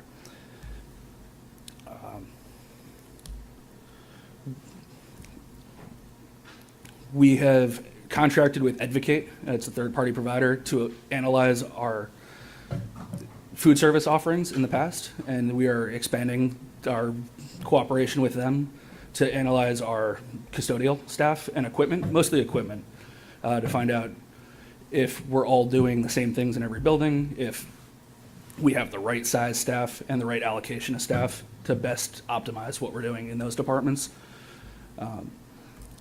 Particularly looking at what we're doing with our fields and grounds. It's an area where we tend to just overlook, as anybody who's seen our fields can attest. The work at the Roosevelt facade is ongoing. Phase 1 should be done in November. Weather permitting, it'll be done before Thanksgiving. We have two policies we've added to tonight's agenda. Both are due to changes in state law and don't really impact our operations at all. One has to do with the ability for only certificated staff to enroll their students in district. That's already settled by contract for us. And policy 8500 has to do with food services, and it's an updated mandatory change, but none of it applies to us because we don't have a poverty level that exceeds 5%. So there's a lot of changes that do not and probably will never apply to Westfield. We discussed the YMCA aftercare situation. There's a substantial wait list at some schools and wait list at all schools, to be honest. Part of that has to do with staffing on the Y's part. They are increasing their staffing as quickly as the staff can pass the background checks. The other part of the equation is that even though we are a licensed school with the state and the Y is a licensed childcare provider, when they use our space, they have to get permission from the state to use each classroom, and that has not been updated to account for the current need. So we've approved the Y to increase their license with the state, and hopefully as they hire staff, all of those backlogs will go away. And lastly, we are looking at the 24-25 budget. Transportation and special ed are always increasing, as is healthcare, but healthcare is increasing at a slower rate than we've seen in the past, although prescriptions are still something we're watching. We are not expecting a waiver from the state this year for health insurance increases. In the past, we've been able to we were given a buffer from the state beyond the 2% due to increases in healthcare, and with the state, but that's always pegged to the state's plan renewal rate, and we are there locked in at just under 7%, and that means we will not be getting a waiver from the state. By December, we'll have a much better idea where the budget for next year will lie, and at this point, schools are building their sort of wish list that will get refined down. Obviously, everybody has more programs they want to run. Space and finances will always be the limiting factor. And then we're meeting November 17th. Any questions? Yes, Sahar? Go ahead, Sahar. Thank you, Brendan. As we've discussed multiple times, and as you just mentioned, we have severe space shortages, some more severe than others, depending on the school. Do we have a sense of whether that's affected the class size of our, whether it's at the, and maybe this might be better for Dr. Gonzalez, and again, you may not need to answer it today, but when you have space shortages, there are many adverse impacts, and one of which is the possibility that your class size increases in particular grades or particular schools. And so is that something that we're seeing? And the second question is there any way for us to expand space without a referendum? So the second one is easy. It's no. We just don't have the 8 figures sitting in the bank that would be needed to add on the space that we need.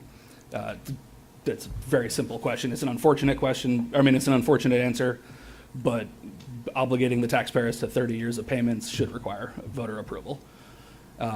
Your first question with class size, there are always bubbles, but parity across district for grade levels is equal, plus or minus 1 child per school, per class. It's not like we have 15 kids at Wilson and 30 kids in a class at McKinley. District-wide parity is equal on grade level. Where we do see issues with space is things like art rooms and music rooms. Not every school has them because they don't have space. And then supplemental programs, speech therapy, interventionists. Those are sometimes doubled up, which has to do with something on the agenda tonight regarding dual-use spaces. We have to get county approval for that. Or things being put in closets instead of classrooms, or in the hallway in some very, very limited circumstances. But the core classroom instruction is on par or equitable district-wide. Does that answer your question?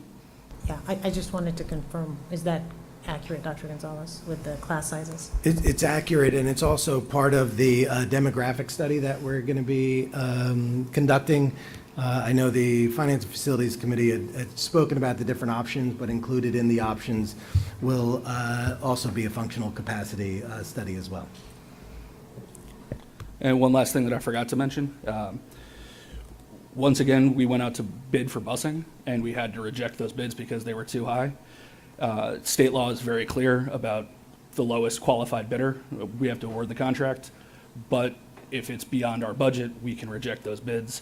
And now, quoting from the law, a contract may be negotiated and awarded without public advertising if bids have been advertised on 2 occasions and no bids have been received, or we've rejected both bids.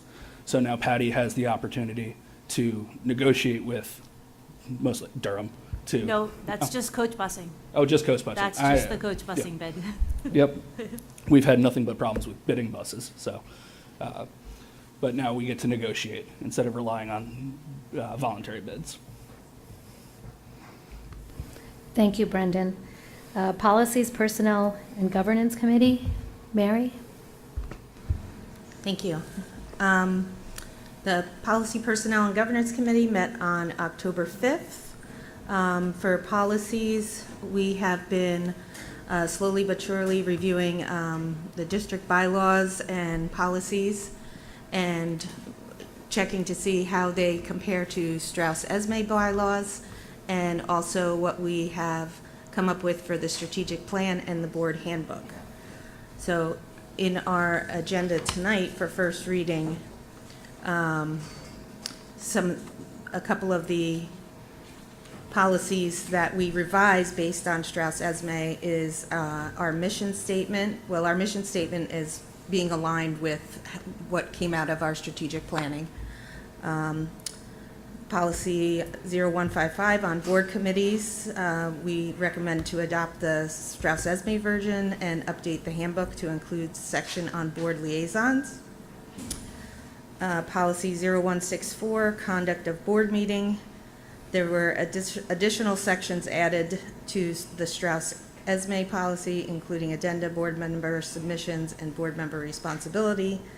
And we are recommending to adopt that version and include that description of board member responsibilities and new business in the handbook. And lastly, we went over, for review tonight, policy 9120, which is public relations program. Ours was different from the Strauss-Esme, and we recommend adopting that. So Strauss-Esme, if the public doesn't know, it's allows us to condense our policies into more easily accessible terms for everyone instead of a lot of wording. So it's very concise, and it helps us proceed more accurately. In the personnel section, we heard from Dr. Gonzalez and his proposal to create a dedicated part-time position to focus on a coordinator for the district's DEI initiative. We listened to his job description. We were able to review it. The DEI initiative across the part-time position will look over all departments and provide technical assistance and supports to staff. So the job description is up for voting tonight. In governments, we discussed the motion that was tabled during the September 19th meeting in regards to board training. And in response to that, during PBJ, Dr. Gonzalez had provided us with a Google Doc, which he will be sending out for survey topics of trainings that we can all choose from as a board and what our top 5 trainings will be.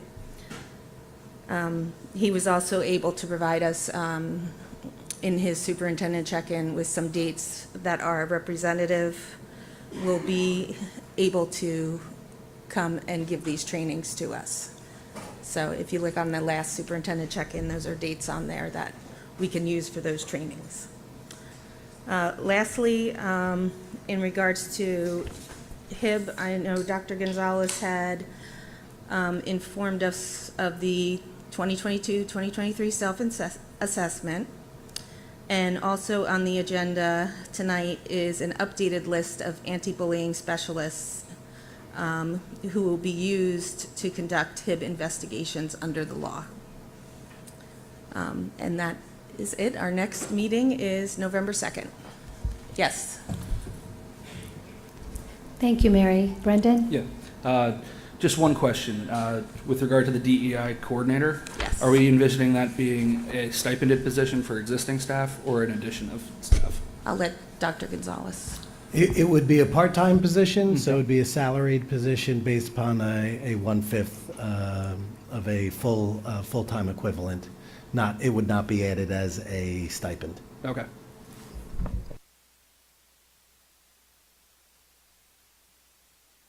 Okay, at this time, I'd like to recognize the public on agenda action items only. During this portion of the meeting, district residents and staff are invited to address the Board of Education on agenda's action items only. The board requests that individuals state their name and address for the record, the specific action items they are commenting on, and asks that all remarks be directed to the board president, not to individual members or staff. The board asks that members of the public be courteous and mindful of the rights of other individuals when speaking. Specifically, comments regarding personnel matters are discouraged and cannot be responded to by the board. Students and employees have specific legal rights afforded by the laws of New Jersey. The board bears no responsibility, nor will it be liable for any comments made by members of the public. If a matter concerning a district staff member is of interest or concern to a resident, the matter should be referred to the responsible building principal, superintendent of schools, or the Board of Education, either by telephone, letter, or email. Although the board may not respond to items raised during the public forum, all public comments will be considered. Please note that if any member of the public becomes disruptive during the meeting, the board president may terminate the participant's statement. Continued disruptions may result in removal from the meeting or adjournment of the meeting. Sonal, apologies. Should I give my report on the UCSBA? That's at the end of the liaison. Yes, thanks, CJ. Each speaker's statement will be limited to 3 minutes in duration.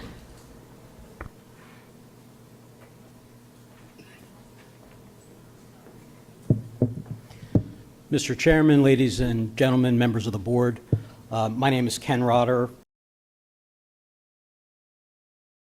I rise to speak today on agenda item 9C, the strategic plan, and I urge you to vote no on that strategic plan. And I urge you to vote no because it doesn't address sufficiently anti-Semitism in the school district. And if it does, the actions being taken by this board and under the direction of this board are insufficient to address it. I follow on the good words of Casey Iser, who reminds us what happened several years ago here in Westfield. I was reading a report about that today, the New Jersey Education Report, March 29, 2022. In December, police and school district officials found themselves investigating both a racial slur carved in a girl's bathroom stall at Westfield High School and a swastika in another. A few days later, they found 2 more swastikas. Principal Mary Esfendis confirmed there is a, quote, pervasive problem of anti-Semitism and intolerance at our high school. So where I grew up, I was the only Jew in my school district. So when folks threw pennies at me and people looked for horns on my head, I had to grin and bear it. But when my wife and I decided to raise our family here in Westfield, we thought we would find better. It hasn't been better. It continues not to be better. And when this board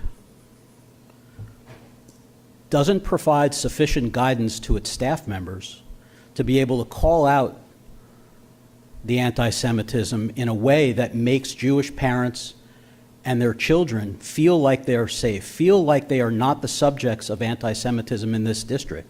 When Hamas calls for a day of jihad in America and across the world, and our children are sent off to school, and there's not a word about it. That's a problem.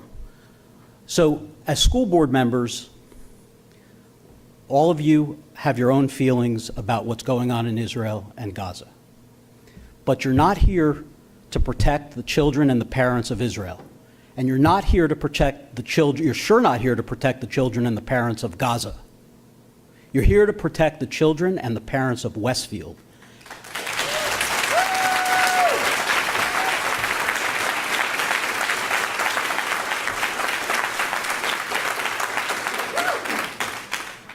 And on that front, we cannot equivocate, and we need to do better.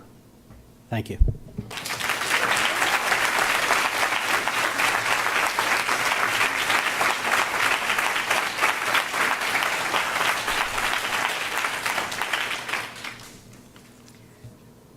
Emily Barker. I would like to speak on personnel item P. I'd like to address the district's decision to hire a coordinator of diversity, equity, and inclusion. Given the fact that Westfield laid off beloved, effective teachers from the arts department last year, and for the last 2 years, we parents have been told that the district is in need of money in order to service our students' academic needs, I'm very curious as to what the reasoning is for this new hire. I'm in the recruiting profession, and I can tell you that following the Supreme Court decision, there's been a massive pushback in DEI hires in the corporate world. A large reason for this reality is that positions are rarely, if at all, attached to measurable KPIs. I've read the job description provided by the district, and there are no concrete KPIs for the success of this new hire. Since it is not in the job description, how is the district planning on measuring success? Why does the district feel that this position is a priority versus spending this money on boosting academics?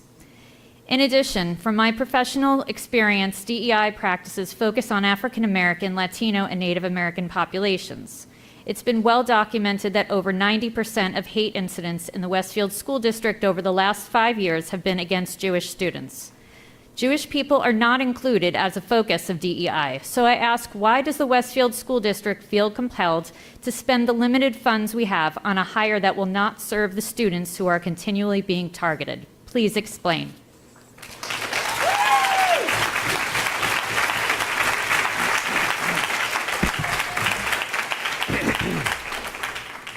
Can I ask a question? Why is Mrs. Z's filming Emily while she's speaking? Why is that allowed? Why is a board member This is not your time to ask that question, and we are.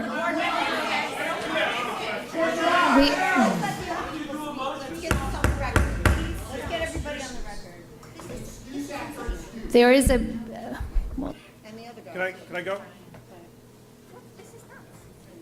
Can I go? I'd like to speak.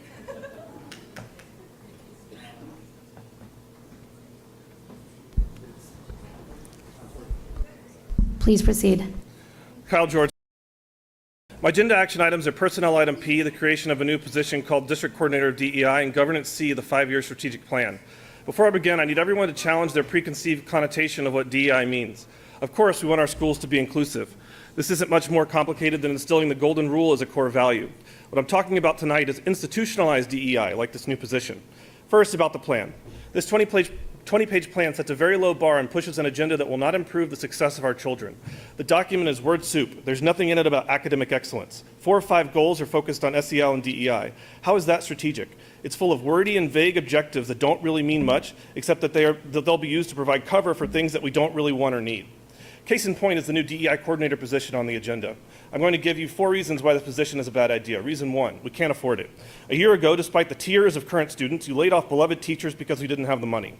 Then you raised taxes by over 4%, which the public voted for, myself included, because they trusted you. Instead of hiring these teachers back, you're going to use those funds on a position that will cost at least $150,000 a year by my estimation. Reason 2, this position will have 0 accountability. Are you going to fire this person if there's another swastika in a Westfield school? No, you won't. Instead, this position is going to create a bunch of busy work that will not help schools be more inclusive. According to undertones in the JD, the position will also be responsible for deploying race-based preferential hiring, which violates Title VI. Reason 3, these kinds of positions have objectively failed to unite us, failed to reduce anti-Semitism, and even worse, they shield anti-Semitism under the guise of inclusivity.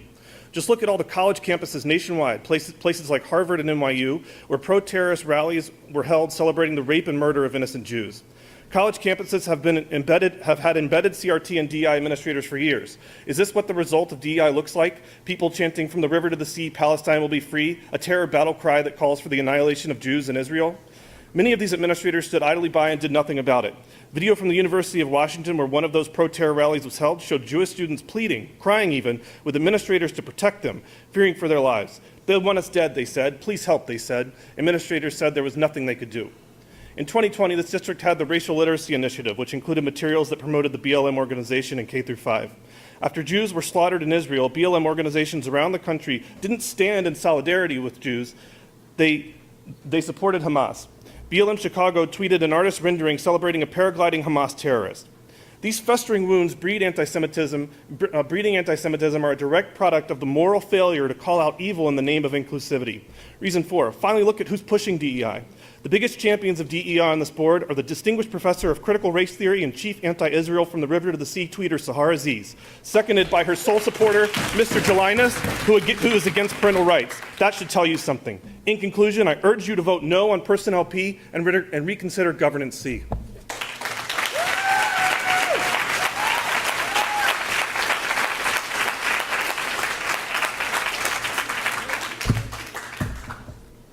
May I begin? Good evening. My name is Julie Steinberg. I want to start on a positive note and thank the earlier presenters, which gave such good information about the progress our district has made and makes me proud and happy that we are in this district. And we should all be proud of our students and staff, and even this team here who helped us achieve that. That being said, I'd like to comment first on the DEI agenda item. I'm in favor of that, and it's in part because Dr. Gonzalez committed to me in meetings and in email that DEI would include the Holocaust education curriculum that I worked very hard with many of you to get implemented. I have not seen these full changes, nor have I seen the DEI audit, but I am assuming that this person will have responsibility for ensuring that it is properly implemented. And I would ask that before that this role is approved, that a job description be shared with the public so that we would have a very clear idea on whether or not that's correct. Now, regarding 0164, the conduct of board meeting, an appropriate topic.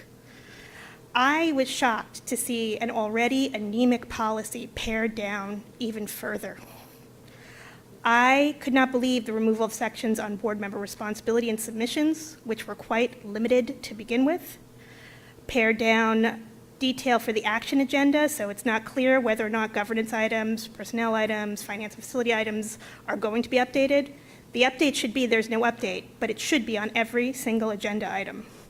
There's no details about decorum. There's no details about who's going to be able to speak at these meetings. We have a huge eligibility of resident and non-resident policy on the agenda tonight too. We spent a lot of time on that, but we're not focusing on who represents those students at this meeting.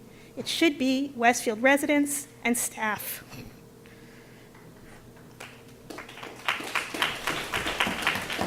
This is part of a larger problem, which is a failure to provide reasonable controls and structures to ensure an effective and transparent BOE. All BOE policies should be published on the schoolboard.net site.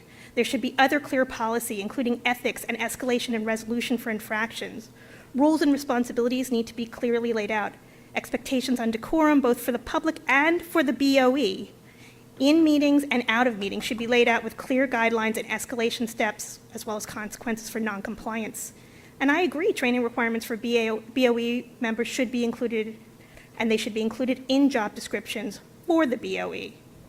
I have sat through so many sessions and watched this board fail to maintain the most basic levels of decorum, sometimes refusal to confront aggression, failure to identify and escalate problems in an appropriate manner, infighting. Thank you. Your time is up. Thank you.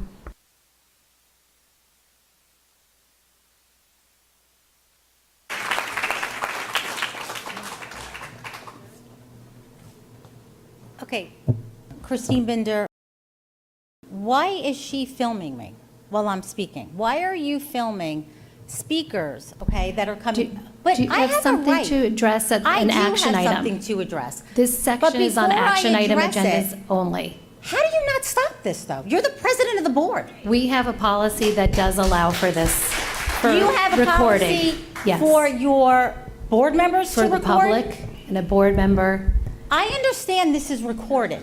I understand that I can't tell him what to do. Wait, let me speak. How are you letting your board members privately film with their phones? If we have a policy that allows for that, we can review that policy, but I cannot stop it. Okay. Phil, you don't scare us and you won't silence us. Film away. Okay, my question is, as far as this DEI coordinator position, it was last year that there were students that came up, they were hysterically crying, how their art teacher got fired, how their music teacher got fired.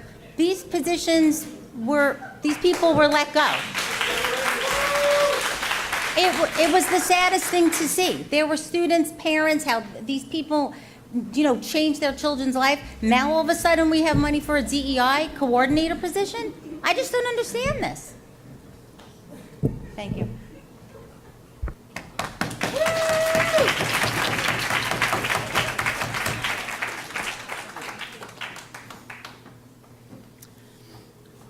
My name is Tally Siegel.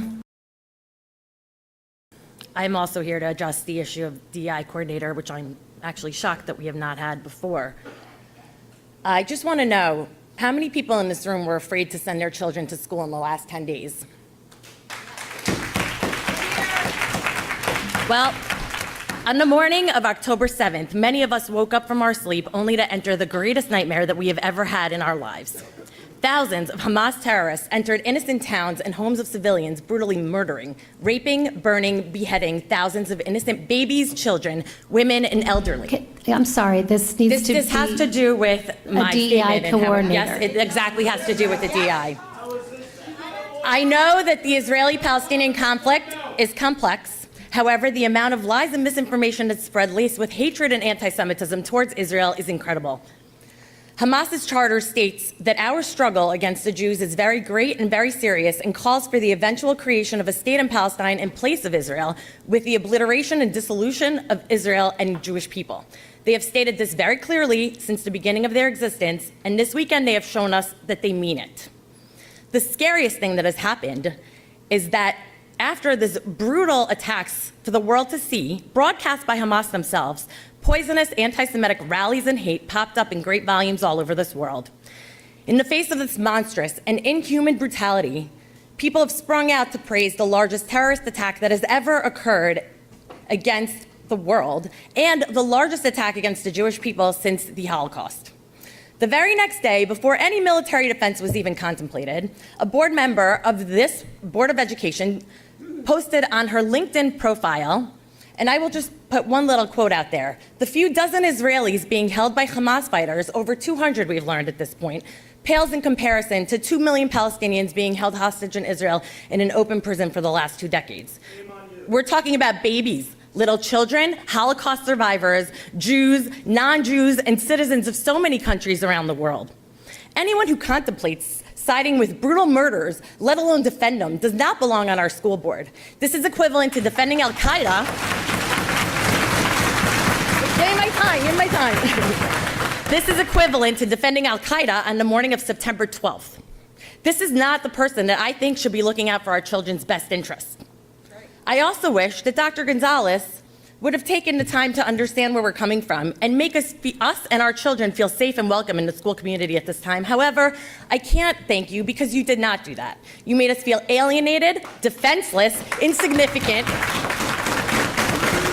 and you should really think about your statements on inclusion and diversity, anti-bullying, because Jews in this town include a minority that needs to be protected, and you have not done that over the years, so I really urge you guys to do that. I do, however, want to thank the Westfield Police Department. Your presence and support has been so evident and reassuring to us at this difficult. Thank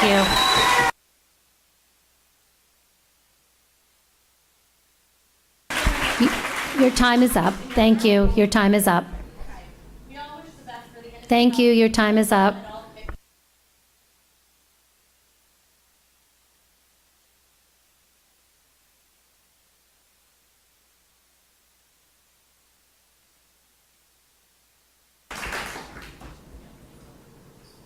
Hi, my name is Lauren Goubert. I wanted to address Dr. Gonzalez, your statement in the beginning.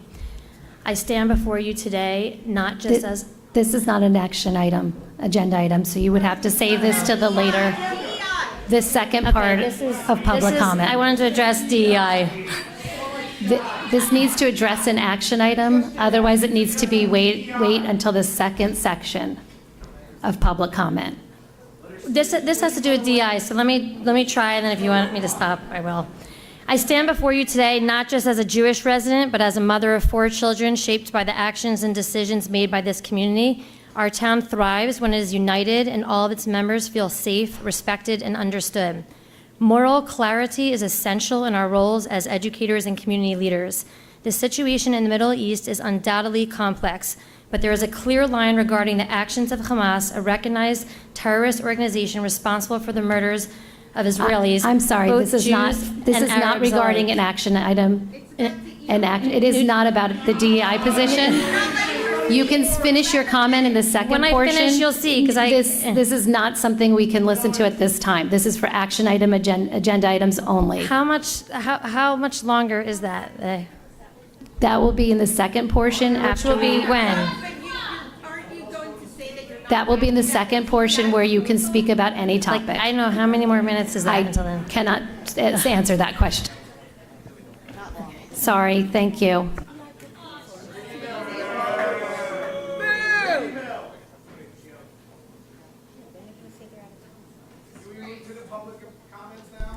I'd like to close the public portion, the public comment portion.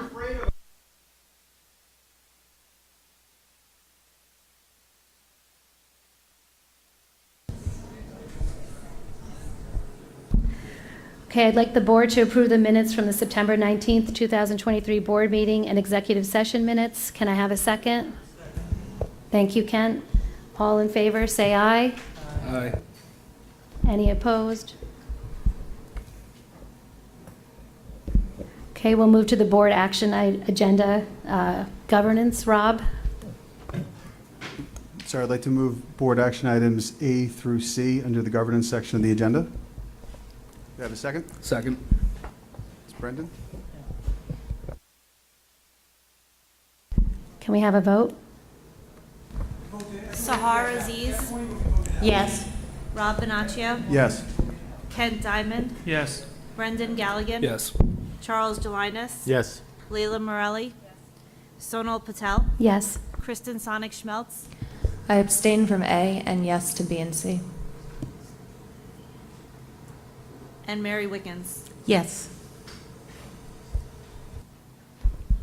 Okay, personnel, Mary?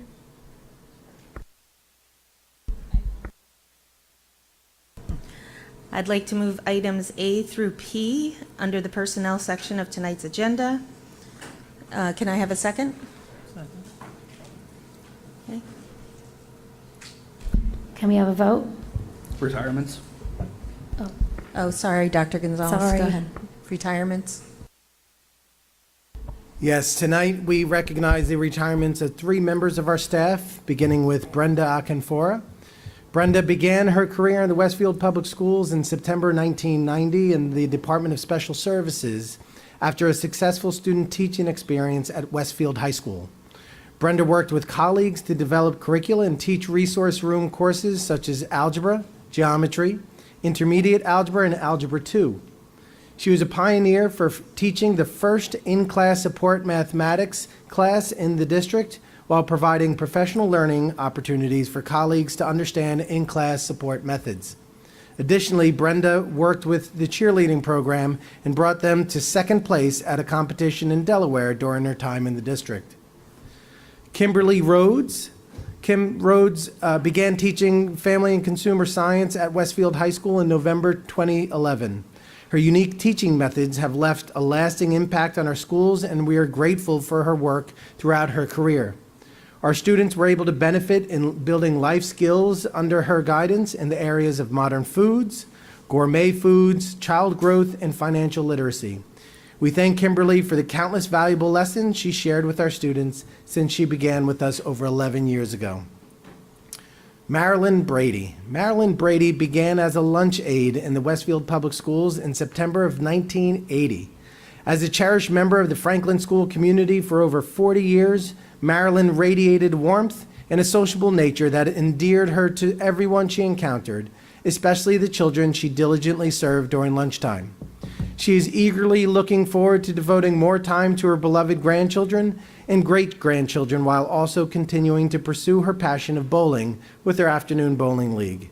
We thank Marilyn for all of her hard work over the years as she embarks on this well-deserved retirement. We wish all 3 of these individuals a happy and healthy retirement.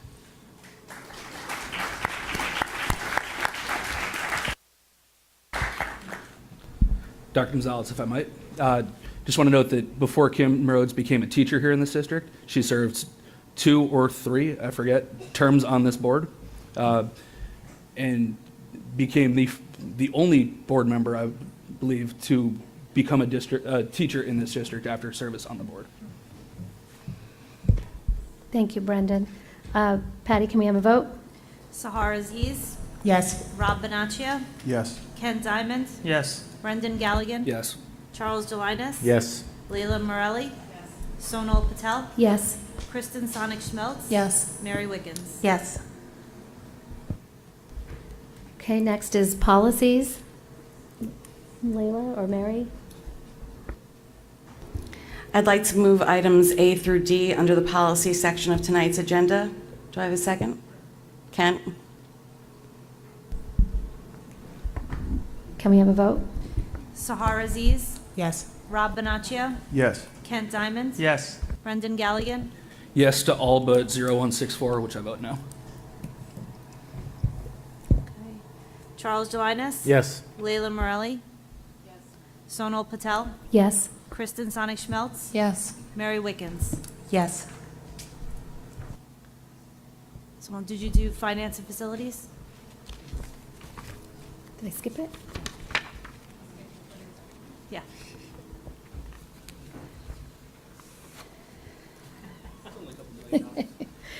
Finance and facilities, Ken, is that you? Brendan? Yeah, that's fine, thanks. I'd like to move items A through Q under the finance section of tonight's agenda, but I also want to highlight the donations, right? So thank you to Montclair State University, Department of Broadcast and Media Operations for donating 7 used Canon 8A10 cameras for Westfield High School television studio.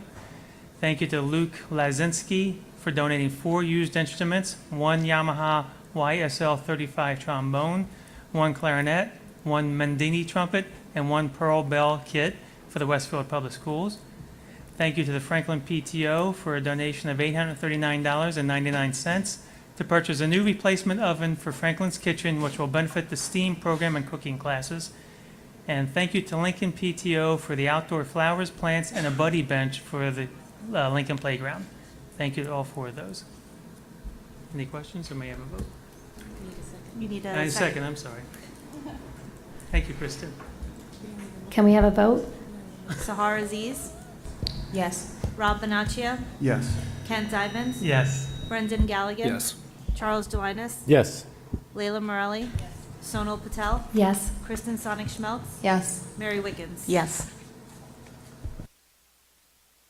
Okay, curriculum instruction and assessment, Kristen? I make a motion for the board to consider action items A through C. A, ask the board to approve the 3 field trips at WHS, 1 for Project 79 and 2 for U.S. History 1. B, ask the board to approve 4 intern teacher positions across McKinley, Washington, and Wilson. And C, ask the board to approve the district's nursing service plan. Can I get a second? Mary? Mary? Can we have a vote? Sahar Aziz, Yes. Rob Bonaccia, Yes. Ken Diamond, Yes. Brendan Galligan, Yes. Charles Delinas. Yes. Leila Morelli. Sonal Patel. Yes. Kristen Sonic Schmeltz. Yes. Mary Wiggins. Yes. Okay, I'd like to acknowledge notes for the record.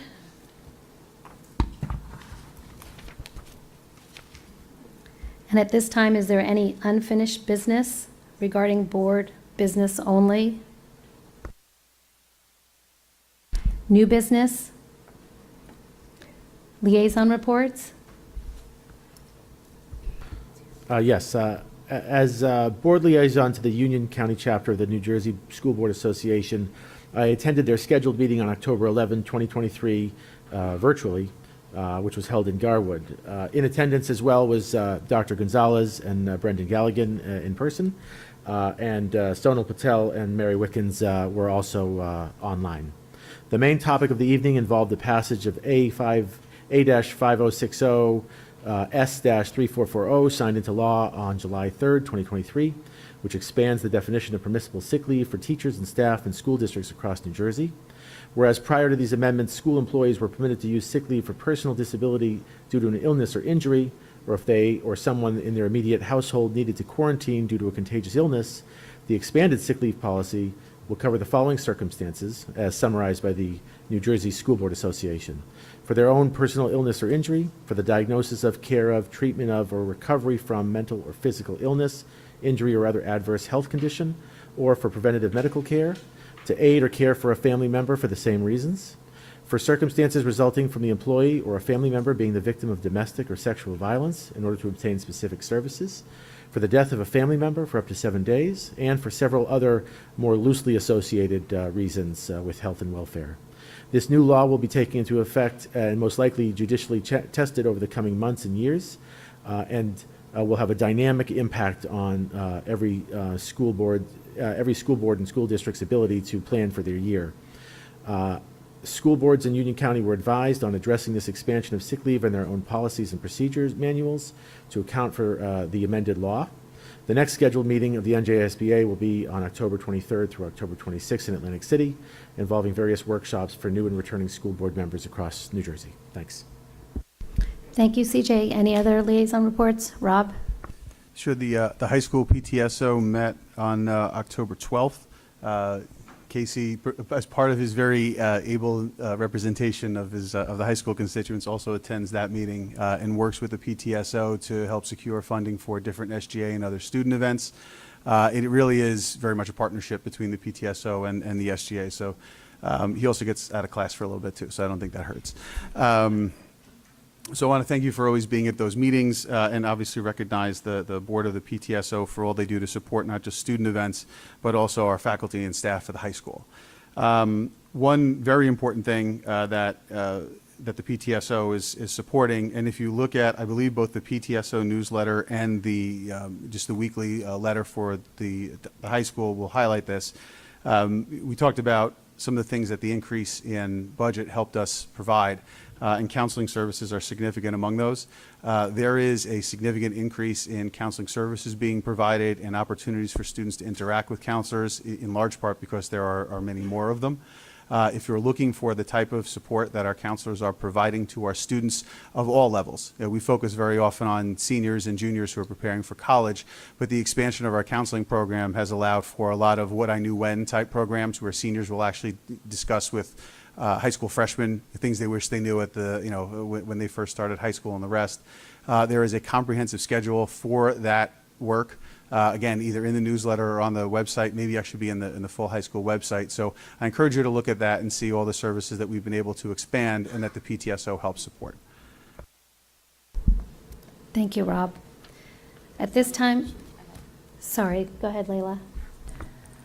I went to the Union County Educational Services Commission Board of Directors meeting on October 1st. It was really actually a very interesting meeting. They are starting to begin their strategic planning, so I look forward to see how that is going to develop with such a unique Board of Directors.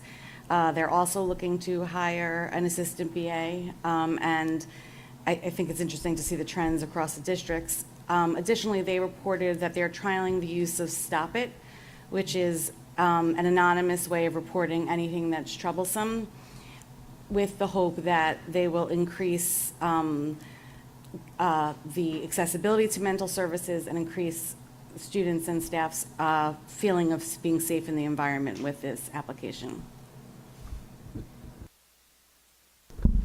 Thank you, Layla. At this time, I'd like to recognize the public for comments. During this portion of the meeting, members of the public are invited to address the Board of Education on any topic. The board requests that individuals state their name and address for the record and asks that all remarks be directed to the board president, not to individual board members or staff. The board asks that members of the public be courteous and mindful of the rights of other individuals when speaking. Specifically, comments regarding personnel matters are discouraged and cannot be responded to by the board. Students and employees have specific legal rights afforded by the laws of New Jersey. The board bears no responsibility, nor will it be liable for any comments made by members of the public. If a matter concerning a district staff member is of interest or concern to a resident, the matter should be referred to the responsible building principal, superintendent of schools, or the Board of Education, either by telephone, letter, or email. Although the board may not respond to items raised during the public forum, all public comments will be considered. Please note that if any member of the public becomes disruptive during the meeting, the board president may terminate the participant's statement. Continued disruptions may result in removal from the meeting or adjournment of the meeting. Each speaker's statement will be limited to 3 minutes in duration.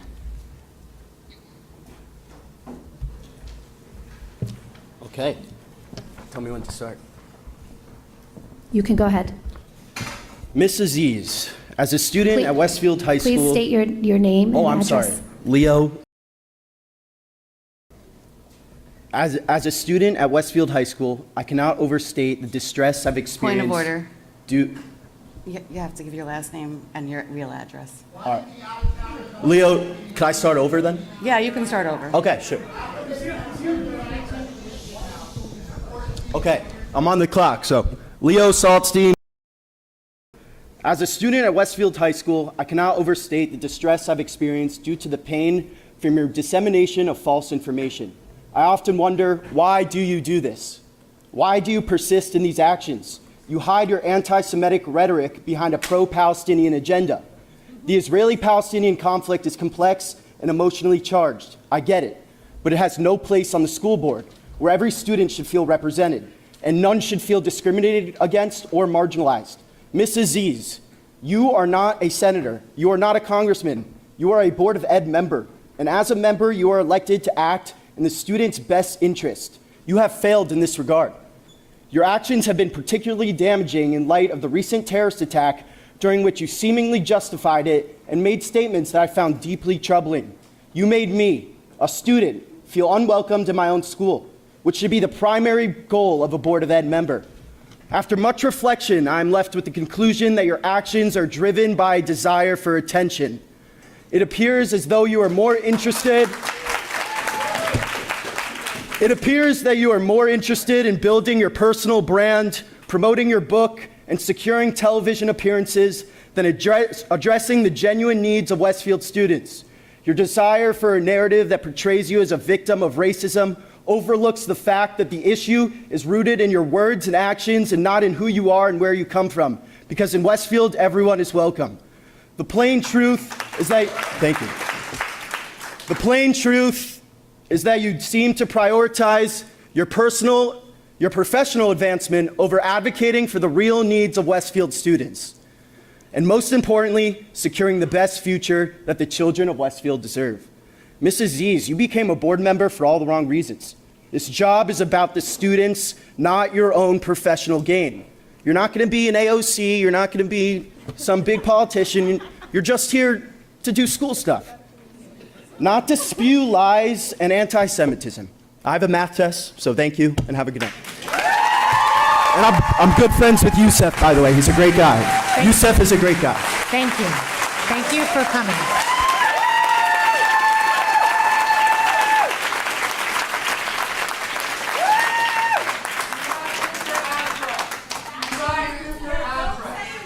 I have a point of order, Sonal. A point of order,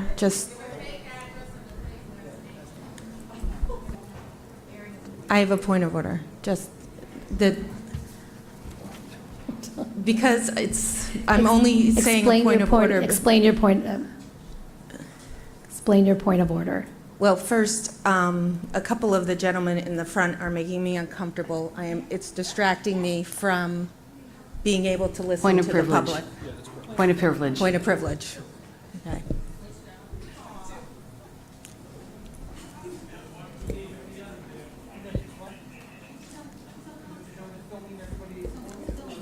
It's just making me uncomfortable. Sir, please sit I want to down. focus.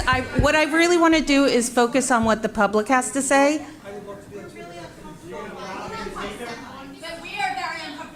I agree with you. Though I'm not pitting one against the other. I am saying I am comfortable with the whole situation. I want to listen to the public.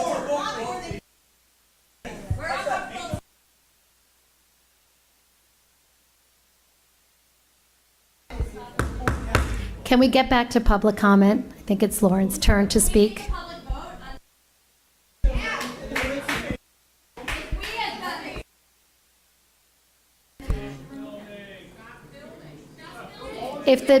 If the members of the public become disruptive, we cannot continue with our public comment. So I'd really like to give everybody the opportunity, all these people lined up, to say what they came here to say. Also, if video recording becomes disruptive, we can ask them to stop.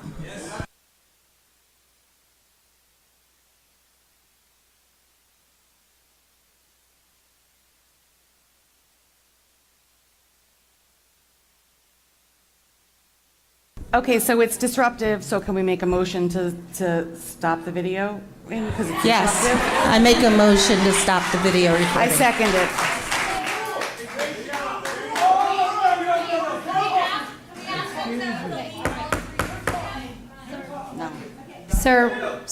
Sir, we're going to take a motion on this, and I think, Can we discuss it before we vote?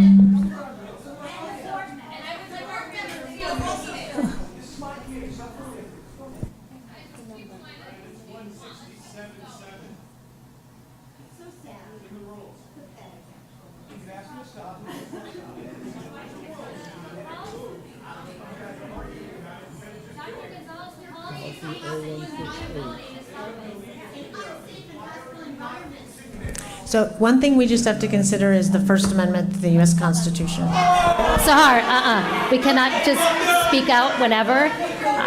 I'm going to call a recess until we can figure out what to do with the recording. I'm calling a 10-minute recess. I need a second. Thank you, CJ. All in favor? Second. Okay. Oh, my God.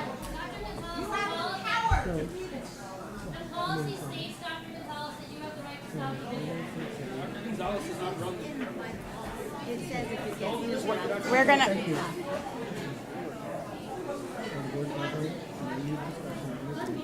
I go to the bathroom? I'm gonna run to the bathroom, is that okay?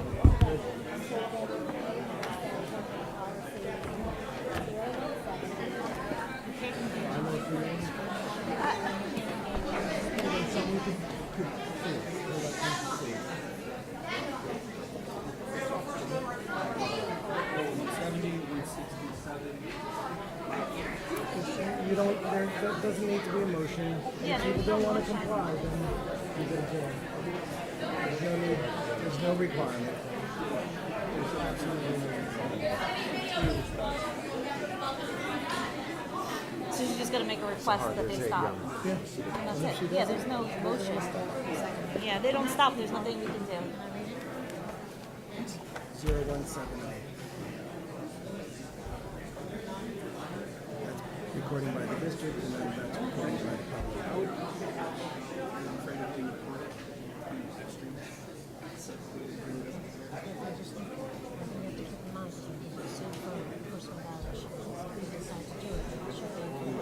Yep, agreed. Agreed. I would say it should include everyone. That's what I would say. I'm willing to follow the rules, but we just, but if things any violence. Then they need to be removed. It's clear that you go ask the police to remove. There is no negotiation.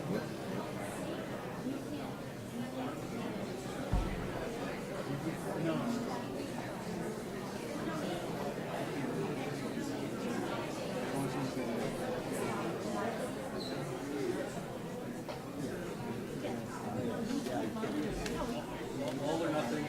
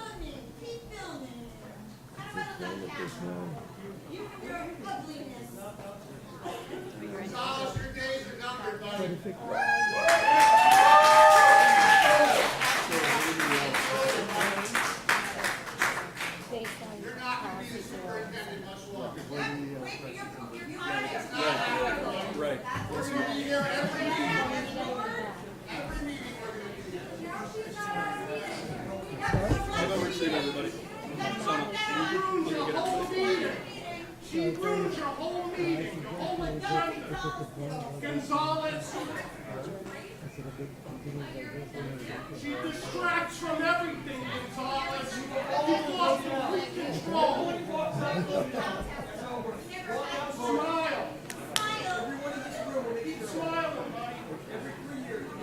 You lost control of the whole district. You got nothing.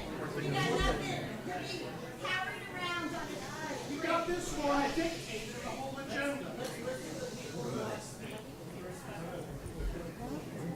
once we get started again.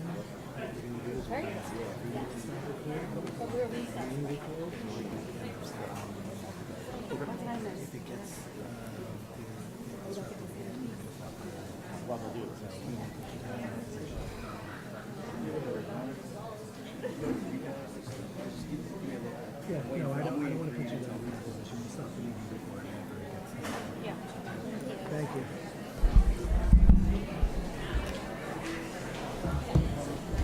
So we're going to stop. We're going to ask everyone to stop recording. Adding-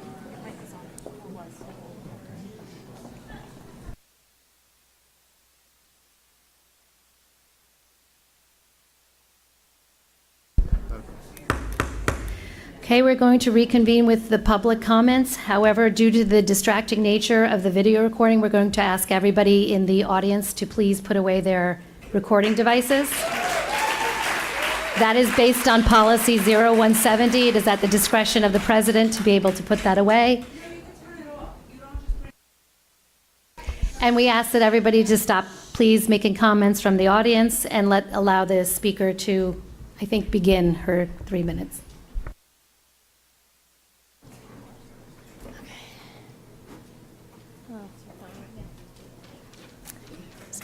Hello? Okay. My name is Lauren Goubert. I stand before you today not just as a Jewish resident, but as a mother of 4 children shaped by the actions and decisions made by this community. Our town thrives when it is united and all its members feel safe, respected, and understood. Moral clarity is essential in our roles as educators and community leaders.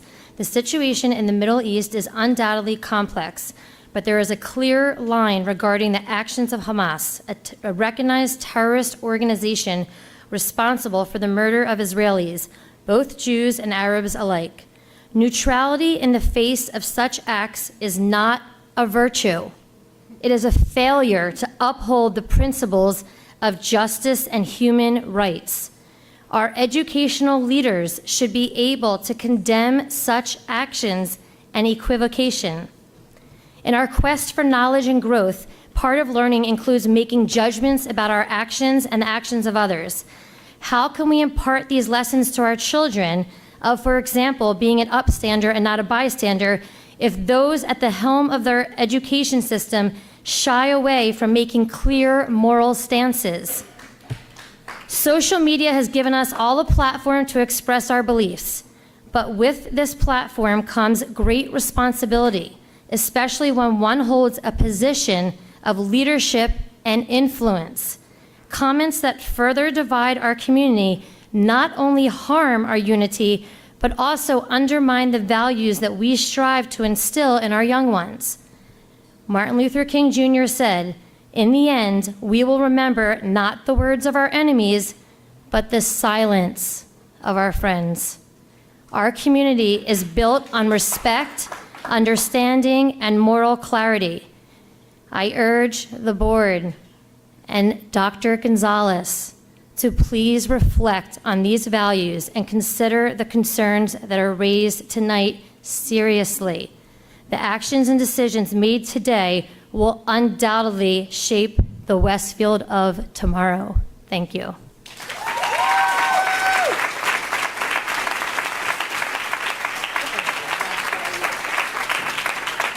Just so you know, he's still filming, just so you know. No, you just put it in your pocket, but you were. I saw you. It's right there. Okay, okay, okay. Please state your name and address for the Christine record for Renderford. public. I'm here tonight to ask if the Westfield Board and Dr. Gonzalez are taking any action to get Sahar Aziz removed. Over the past several years, I've listened to many people share their concerns about Ms. Aziz and their angst as to whether or not her personal biased opinions could affect making equitable decisions on behalf of all students. Last week, after the attacks on Israel, I too sent our school board an email expressing how horrified I was to see a tweet that she posted on social media shortly after over 1,200 innocent people were brutally killed, including babies and children. Ms. Aziz, a college law professor and social justice lawyer and member of our school board, tweeted, Hashtag Israel can't imprison 2 million Gazas without paying a cruel price. Really? Where was the compassion for the innocent lives of children that were lost? Where was the remorse that this even happened? There wasn't any, but there was rationalization as well as a, well, that's what you get attitude from her. I'm not here to debate with Mrs. E since I truly have no words for her, who could gloat over such atrocities. However, I am here to find out if our board, Mr. Gonzalez, or the board's legal team have taken any steps to get her removed. I'm curious to know if any of you have shared Mrs. E's disturbing tweets to the New Jersey State School Board, or if the school board has filed their own ethics complaint against her. I personally know of several students and families who understandably feel anxious, uneasy, and upset after seeing Mrs. E's tweets, and yet she still is part of making decisions on their behalf. Isn't it a priority for Dr. Gonzalez and the board to ensure that all students feel safe and fairly represented despite their race or religion? I mean, isn't that what DEI is all about? Between an ethics complaint that has already been filed against Mrs. E's and a petition on change.org to have her removed, I'm not sure how anyone could say that she is carrying out her responsibilities and working together with her fellow board members so that the board is well run, which is stipulated in the New Jersey Board of Ethics. As the other day, that petition had well over 4,000 signatures on it. However, for some reason, the petition has now been removed and under review. I would even go so far as to say that many people on this board would like to see Mrs. E's removed. Also, since many of them voted to have her removed last month, but then later decided not to for some reason. What is the holdup? Why aren't actions being taken to have a board member removed who was missing 48% of the board meetings and who was defending brutal attacks on innocent people? I understand that people are entitled to their own personal opinions, but how heinous do they have to get? This has nothing to do with Mrs. Z's race or religion, and I would find it equally horrifying if any race or religion, including my own, had triumphed over brutally taking innocent lives. Haven't we all wasted enough time on Mrs. Z's need to be focused on? Is the majority of our community not tired of her fear tactics by bringing in her own special interest groups whose children aren't even in the school board, nor do they even reside in Westfield, yet they're called in to speak on her behalf? Has everyone on this board not had enough of their time being constantly monopolized by Mrs. E's, calling everyone a racist, including her fellow board members, all while being the... Thank you. Your time is up. Thank you.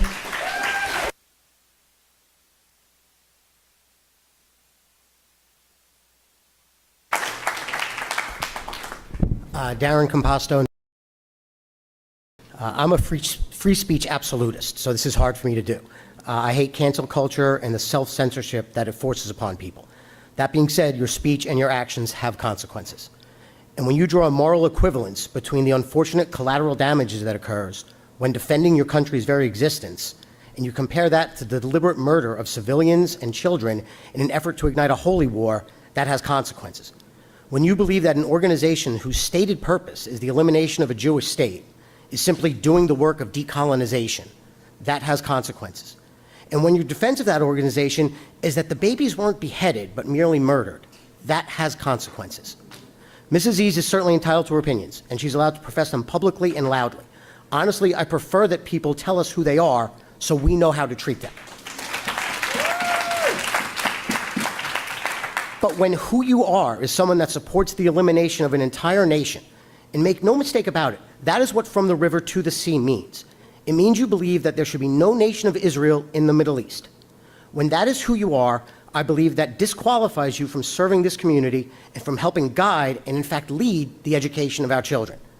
I know Mrs. E is up for re-election in 2024, and I'm confident that based on who she has shown us that she is, the voters will not reward her with another term.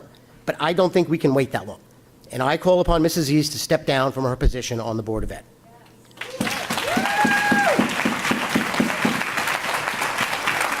Now, I know that I was allotted 3 minutes. We have 3 minutes to speak, and we have over a minute left. I'd like to use this minute to do something that we haven't done in our schools yet, and I'd like a minute for the public here and the board to stand in a moment of silence to honor all of the innocent lives in Israel and Gaza that have been lost in the past week due to the savage and barbaric actions of Hamas.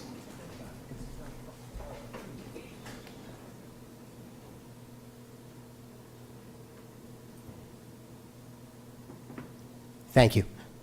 And I would like it noted for the record that every member of the board stood up. Thank you.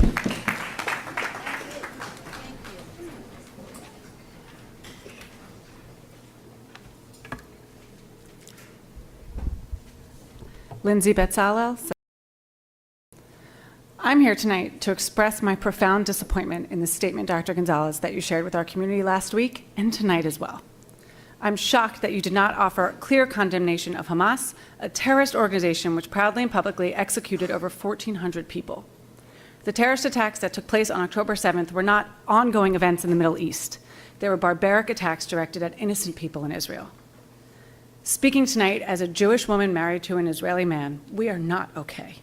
In America and around the world, protests against Israel have included Nazi imagery and language, Stars of David drawn on the homes of Jewish families in Europe. Is that what's next in Westfield? We've already had swastikas in our schools and on our playgrounds, in the bathrooms. Westfield Jewish families are afraid to put "I stand with Israel" signs on their lawns because they worry what will be done to their homes. There are fifth grade students in your schools saying, "Mommy, please don't do that. Are they going to hurt us? Because that shows we're Jewish." You have other fifth grade students asking their parents, "Should I lie if someone asks me if I'm Jewish? They're going to hurt me if I say yes." This is unacceptable. The Jewish community needs to hear clear voices of support from the top. Anti-Semitic violence has increased 300%. Crowds at colleges and universities are chanting, "Gas the Jews." This is absolutely terrifying, and the leaders of our school district here are doing nothing to ensure that my Israeli-American children are safe inside the school walls. I'm not blind to the fact that we aren't the only community in pain. The devastating murder of a 6-year-old Palestinian-American Muslim boy is simply the trajectory of unencumbered hate, and we shouldn't stand for any of it. Dr. Gonzalez, you said that words matter. They really, really do, and I hope that you can openly condemn Hamas, say Hamas by name, say the word terror, which the attacks were, and openly address that in a new statement. Ms. Aziz, I don't have to say much because I'm sure many other people here will. You can smile at me all you want because shame on you. You cannot stand up there and claim to be unbiased when you decide what my children learn in our schools. I call on you to resign from the board immediately.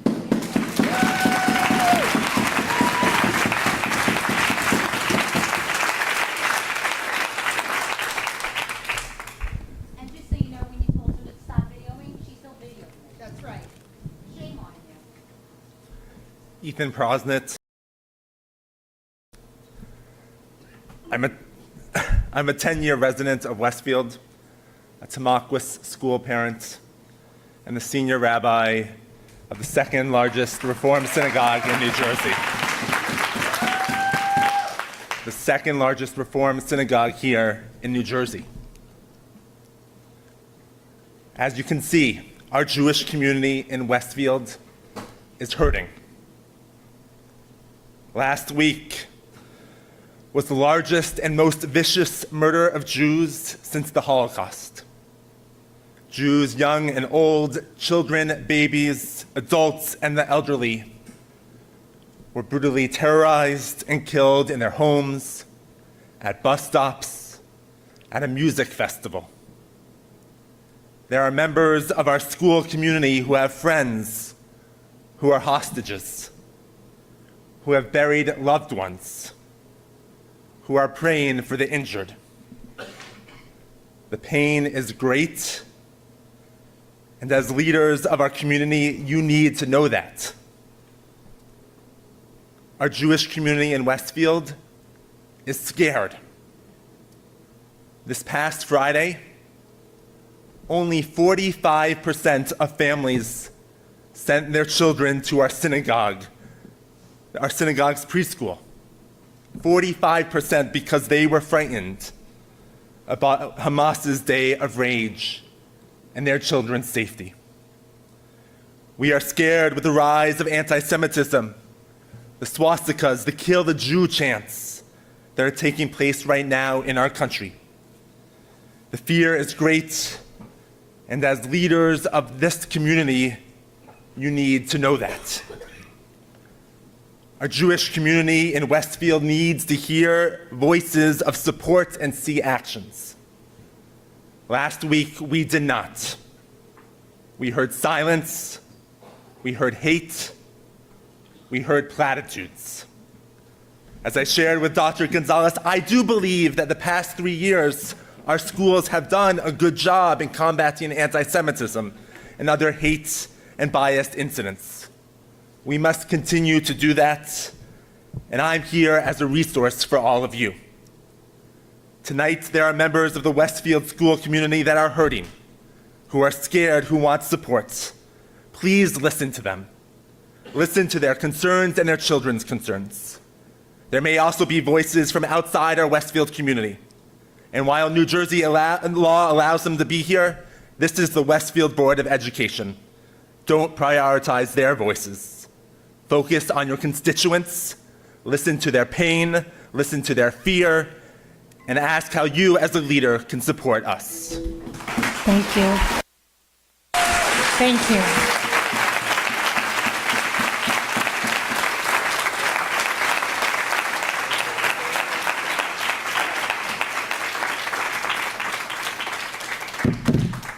First, I'm going to apologize because there's no way in hell I'm going to sound as good as that. So apologies and, whatever else. Also, I sanitized this by putting it through ChatGPT so that I couldn't get, offensive or anything like that. My name is JJ. The reason that I actually gave not the right address is because everybody here is half shit scared that they're going to be attacked by somebody that gets posted because we had to give our actual address. Now, I know mine's public record, so you can find out anyway. And thank you to you guys for being there always to support us and take care of us. But that's literally part of the issue tonight, that people are scared to put that out. When my wife is up here saying that my son's friend at school is petrified that her mother's going to put an I stand with Israel sign, what the hell has Westfield come to? So now I'll go ahead and read it. I hope this letter finds you in good health and high spirits. I'm writing to you as a concerned parent and an active member of our community to address an important issue that pertains to our educational environment. Words matter. You are 100% right. So you shouldn't backtrack by not saying a goddamn word. They hold immense power in shaping the minds of our students.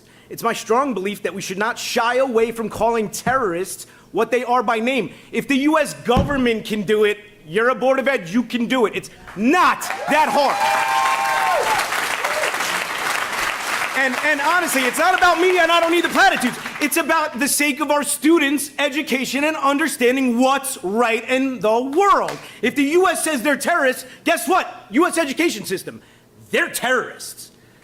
In recent years, our society faced numerous challenges by terrorism, both domestically and internationally. Right, we're going to be as safe and nice as possible. The impact of these events extends beyond our adult population and has significant repercussions on the young, impressionable minds of our children. And it's in this context that I implore you to and the school district to just recognize the importance of naming and labeling these acts and individuals for what they are, which is terrorism and terrorists. You can say it in your letter. You can also say that we don't want suffering in Gaza and that Israel's government does wrong things. Sure, every government does, but actually state it, address it, say something. Don't just gloss over it, Jesus.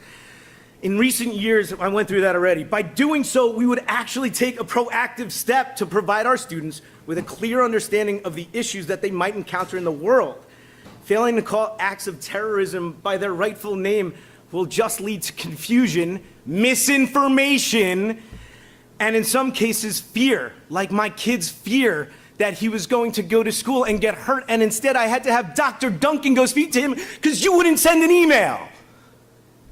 Moreover, labeling terrorists as such ensures that we don't inadvertently perpetuate biases or stereotypes that can unfairly stigmatize certain communities or religions. I have Muslim friends. I have people that I love that are not Jews, and that's okay. Not every Muslim's a bad person by any means. You should take the individual as an individual, sure, but terrorists are terrorists. You label them as a group. My time's up. I'll get over it. Thank you. Your time's up. And honestly, thank you for your dedication to the kids in this school. I hope to God you guys can set this right.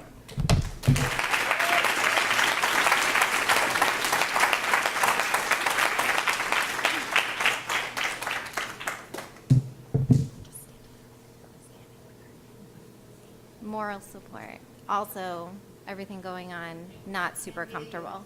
Oh, sorry. Okay, name Kara Schultz. I'd like to bring to your attention a petition that was created last week. A fellow Westfield resident also brought it up. In just 48 hours, this petition garnered over 4,000 signatures from our community. The petition brought to light content that was being shared by a Westfield Board of Education member on publicly accessible social media platforms. And there's a few things to note that I'd like to bring to your attention. The petition, which garnered over 4,000 votes, that's 13% of the total population of Westfield alone. I'd also like to point out that is also more votes than any one candidate of the Board of Education received during the 2020 election. Based on this, it is safe to say there is a significant number of people that have found fault with the content that was shared on publicly accessible social media. According to the bylaws 0169, board member use of electronic communication and social networks, the policy respects the right of board members to use social networks. However, board members shall recognize they are held to a higher standard than the general public with regard to standards of conduct and ethics. A board member's use of social networks shall not damage the reputation of the school district, employees, students, or their families. Board members who use social networks shall ensure their conduct is appropriate for our Board of Education member. Board members should exercise care in setting appropriate boundaries between their personal and public online behavior. Understanding what is private in the digital world often has possibilities of becoming public, even without their knowledge or consent. Board members are advised to uphold the district's value of respect for any individual and avoid making defamatory statements about the Board of Education, the school district, employees, students, or their families. I want to highlight the fact that as a board member and as a community, we need to respect all the families in our town. Given the recent terrorist attacks, and that's what they were, there are many families in our community that are directly impacted. And if they aren't directly impacted, they are affected. We are all affected, and we are not okay. Days after the terrorist attacks, there was a day of global jihad declared. Many of our community members were afraid for their safety, the safety of their families, and for the safety of their children in our schools. We as a community need to understand that words can be hurtful. They can cause pain, they can cause anxiety, fear, they can drive destruction, and they can drive violence. You simply have to be human to care, to love, and to carefully choose what words. Thank you. Your time is up. Thank you. Thank you. Your time is up. Thank you.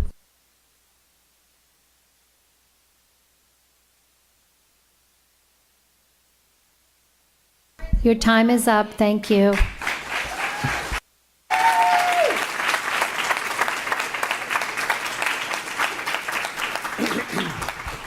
Kyle George. I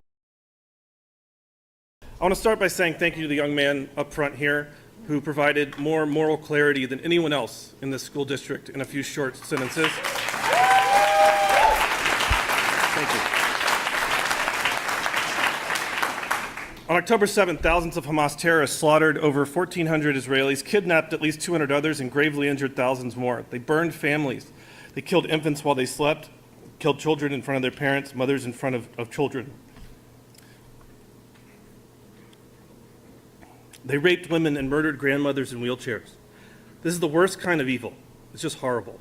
Jews and non-Jews with morals across the world have spent the last week mourning the loss of life. Unfortunately, these attacks have also covered all the anti-Semites around the world as well.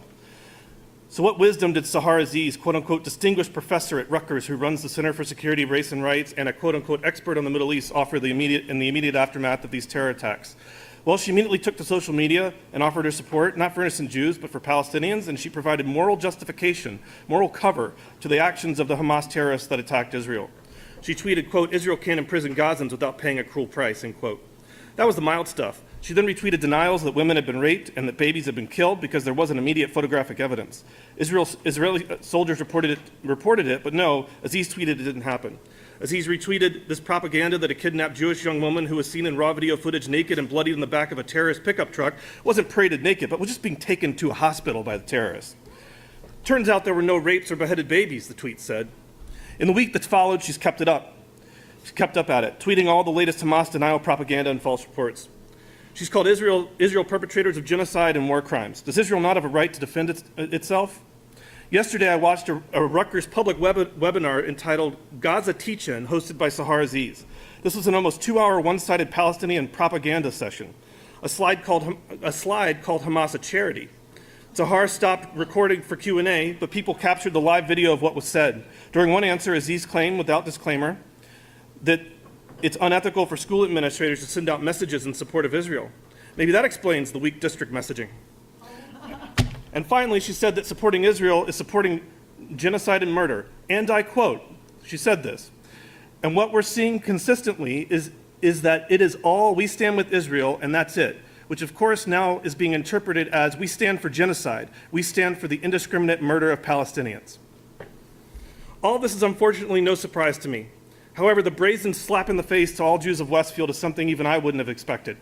For those of you who haven't been paying attention, I've been talking about her tweets and views since January 2022. Initially, the board issued a statement supporting her. Where is the statement denouncing her actions now? As the Westfield leader said, Sahar Aziz should resign.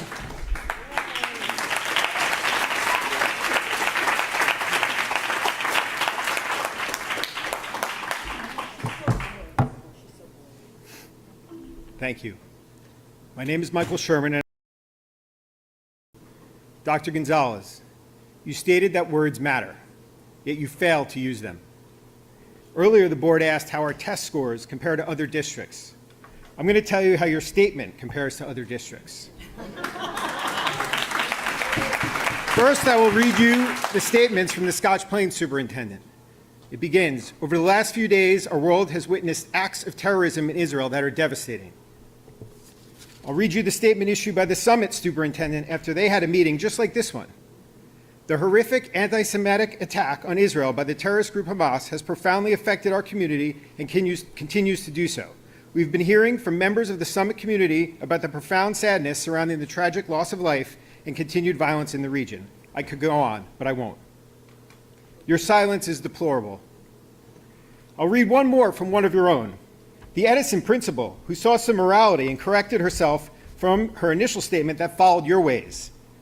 She said, I have heard from numerous members of the community about how my choice of words describing the terrorist attacks in Israel and the war it provoked was disheartening, minimizing, and inaccurate. In my attempt to avoid strong words, I caused harm, and for that I apologize. I will leave you with this. Hamas has no place in this world.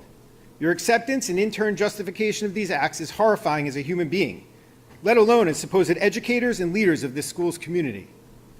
I ask that you all go home and ask yourself why anyone should feel safe with their children under your watch.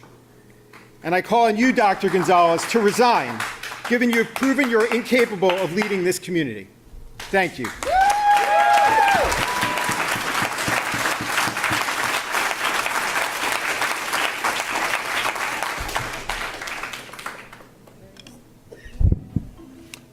Thank you. Erez Lieberman. Disturbing, disgusting, demoralizing. These words we could use to describe the horrific attacks of Hamas against innocent women, young kids, babies, children. They're also the words I use to describe your inaction. Now, I'll tell you that I would have you stand right here, right now, to finally change this inaction and do something. You board members individually, I don't blame just Mr. Gonzalez. You are all on the board and have an opportunity to do it. I will gladly yield my time. It's against your rules. Don't worry, the board won't do anything against you. I assure you, we have seen that in action. One Hamas terrorist killed an elderly grandmother, took her phone, used her phone to video her dead, then went on her Facebook account from her phone and posted the account onto her Facebook account. It's disturbing to watch her granddaughter talk about this exact action and how she found out about her grandmother's death by watching her grandmother's Facebook account.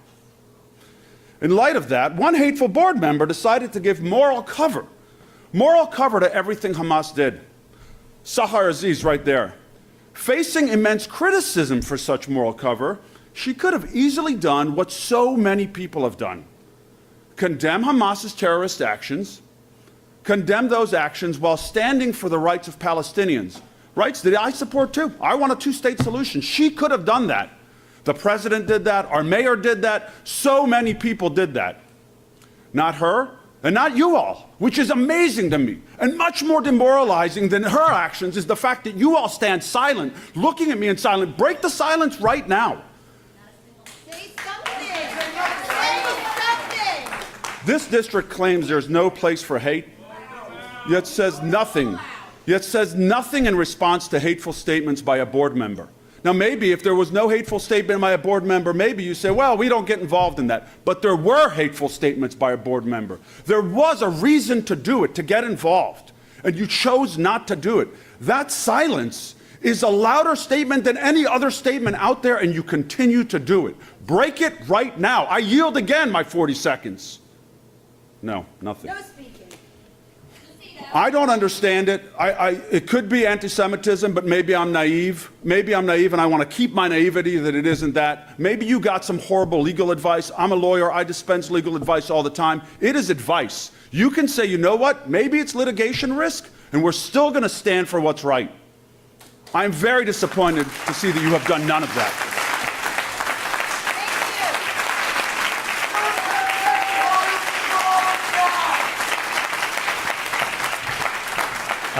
Eric Costa. I didn't come here before you tonight to speak about Aziz. We all know who she is. We've known for several years. But fear not, as her involvement with the education of our children ends at this March, the latest. What's of more concern to me is our superintendent.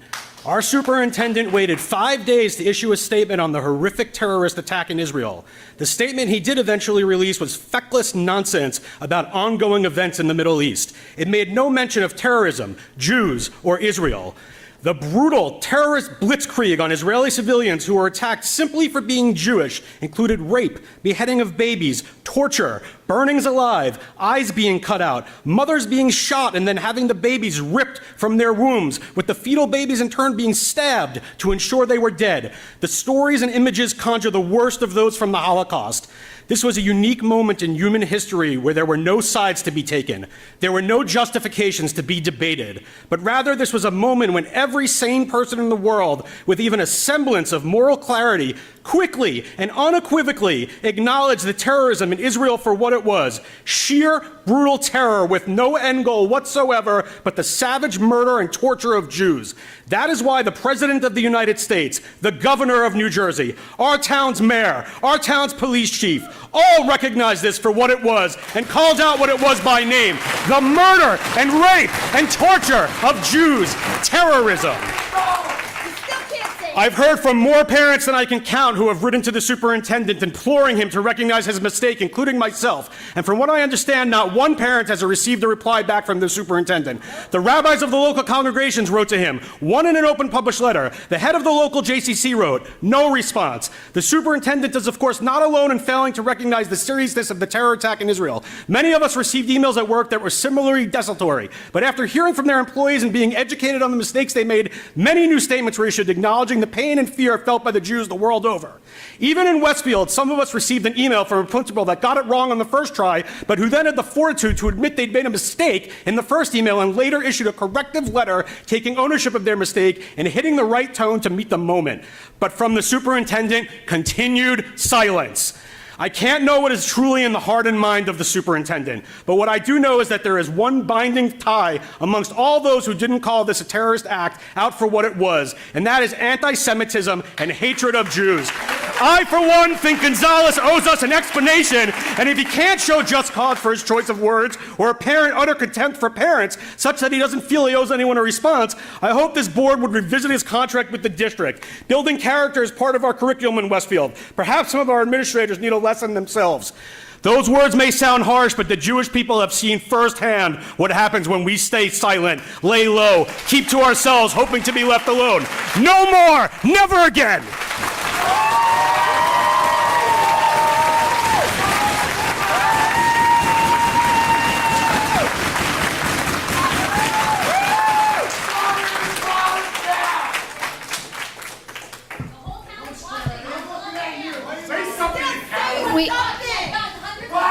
We cannot continue this meeting with all the outbursts from the public. We have a few speakers left that really need your respect and your time. that you were given when you spoke. Get used to it. Every meeting now. You guys respect us. Shut up, Aziz. Can I begin, please? Please go ahead. Hi, my name is Julie Steinberg, and I actually have never been scared to give my address before, but in lieu of the videotaping, I also refuse to debase myself.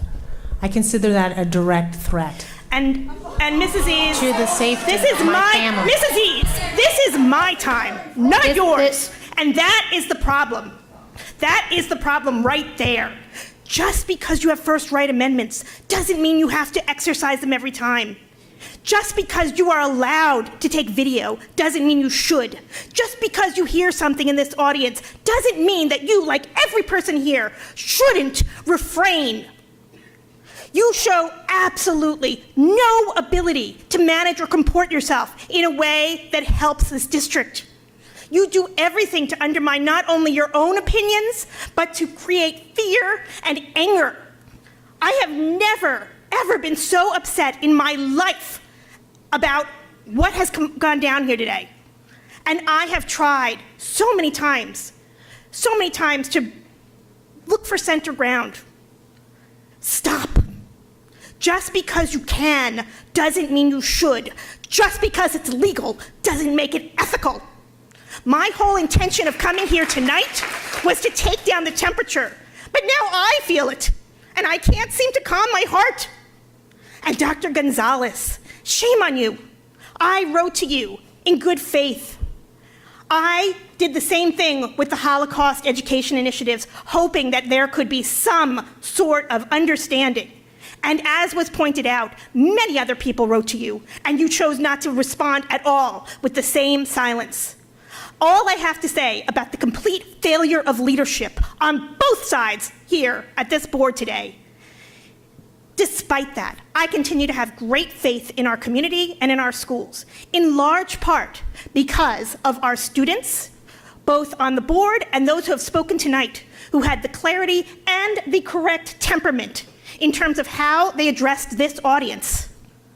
I am so grateful that our students and the teachers who teach them are better than everyone sitting up here tonight, particularly those I've mentioned.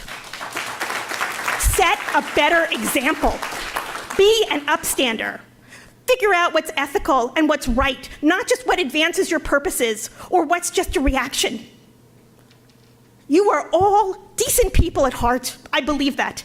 But your behavior, your comportment, whether it's silence or the inability to stop talking, in moments where we are suffering, where people are terrified, this community, I am talking about this community, do something and do better.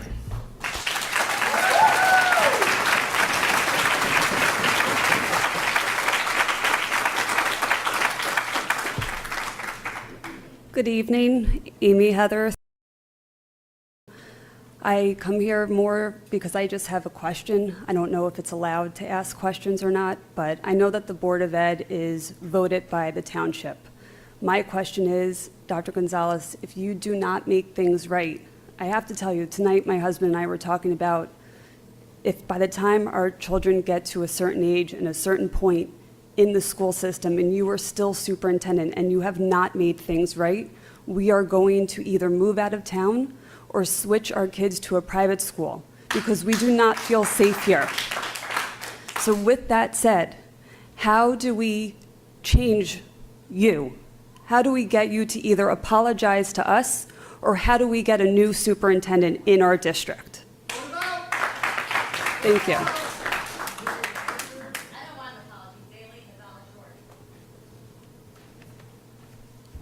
Hi, good evening. I'm Kim Van Arden.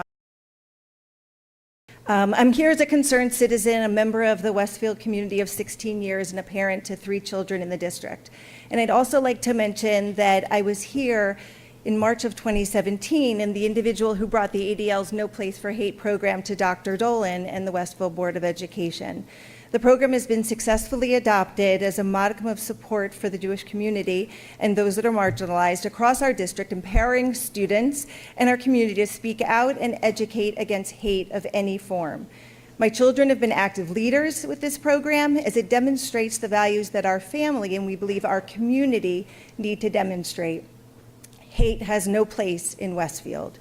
My ask tonight is for a public statement from the Board of Ed and the superintendent that board member Aziz is speaking in her personal capacity and that her personal views do not represent those of the Board of Education or our community. My second ask is that the Board of Ed and superintendent condemn all acts of terrorism, including the acts of terrorism carried out by Hamas, which has been designated as a terrorist organization by the U.S. government on Israeli civilians. It would behoove the district to put this statement out to ease the pain and divisiveness currently felt by many Westfield community residents, as vocalized very passionately tonight. We want what's best for our school district and community. Our students feeling safe is critical. The Board of Ed and Superintendent's leadership against hate and terrorism explicitly are tantamount. The geopolitical conflict is far too complex to discuss here, and Ms. Aziz is entitled to her personal opinions and voices, but not as a representative of our school board. At the last school board meeting, Waya Rashid from the Islamic Center from Union County stated that mental health and self-belonging are of utmost importance to our students and that they feel comfortable at school. Diversity is important in Westfield, unquote. I could not agree more. Yet having an anti-Semitic, anti-Israel member who supports terrorism as a voice on our school board cannot make any of our students or their families feel safe, comfortable, or that we belong. Again, my ask is that a public statement be released from the Board of Ed and Superintendent that board member Aziz is speaking in her personal capacity and that her personal views do not represent those of the Board of Ed. And second, that the school board and superintendent condemn the specific acts of terrorism committed by Hamas on Israeli civilians. Thank you.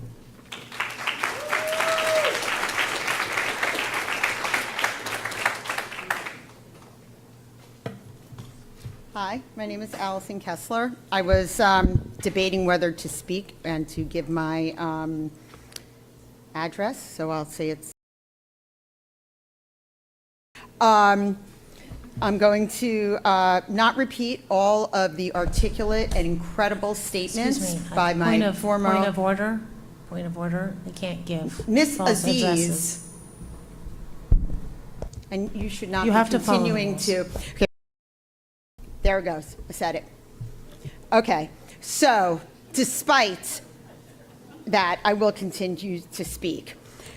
I'm not going to repeat all the amazing and incredible and articulate statements that all those that came before me, and of you, Casey, because you are the light here amongst the school board, and it is refreshing to see that the students have more ability to see the issues and have compassion for others than anyone else on the board.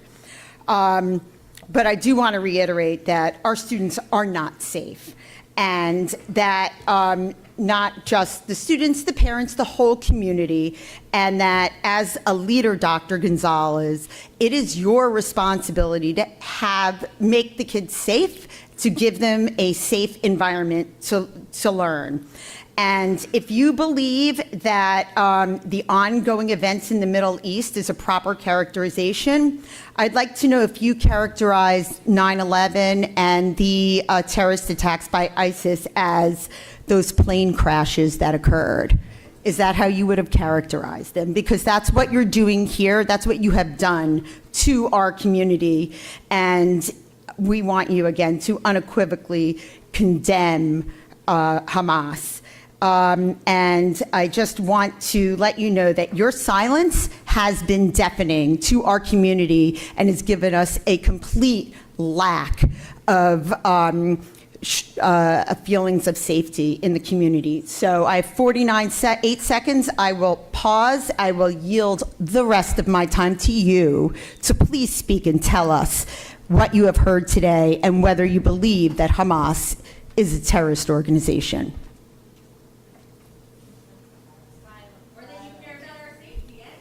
That's right. Anything. 27. 26, 25, 24, 23, 22, 21, 20, 19, 18, 17, 16, 15, 14, 13, 9, 8, 7, 6, anything. 3, 2, 1, nothing.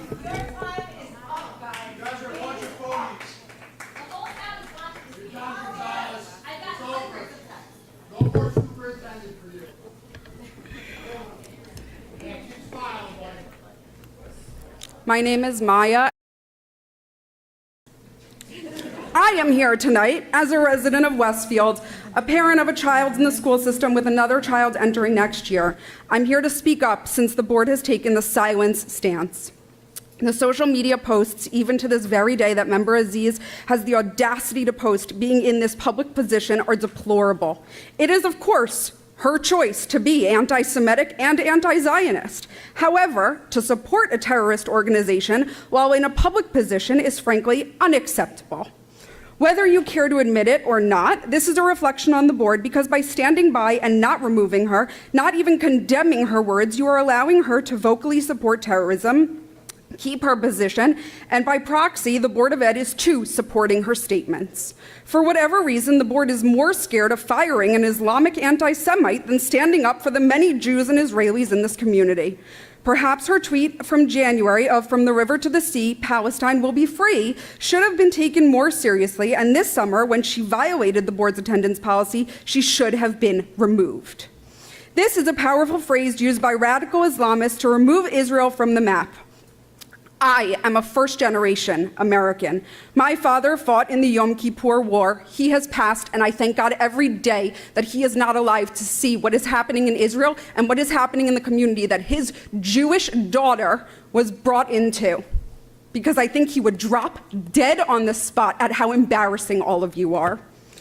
How is this 2023? At the very least, a statement should have been sent by now that the board does not agree with her radical tweets and posts, and that you unequivocally support Jews in Israel. Why can the mayor, the governor, and the president of the United States all squarely say we stand with Israel, we do not support terrorism, but you cannot? I'm running out of time, so somebody might have to finish for me. I find it impossible to believe that this person is allowed to have a say in our children's education. What lies will she infiltrate our school children with? Your silence will only further promote the message from the Board of Education that you tolerate racism and support the vicious acts of terror currently occurring in Israel. The email sent by you, the superintendent, was blatantly offensive. Your inability to send another email saying everything that should have been said using words like Israel, Jews, massacre, terrorists, not ongoing events in the Middle East is embarrassing. This isn't an event, this isn't a concert, this is real life, and this is terrorist actions. If 9/11 was described as an event, how insensitive would that be? I'm going to skip, and I'm going to leave you with this. A quote by Elie Wiesel: "I swore to never be silent whenever and wherever human beings endure suffering and humiliation. We must take sides. Neutrality helps the oppressor, never the victim. Silence encourages the tormentor, never the tormented. Do better."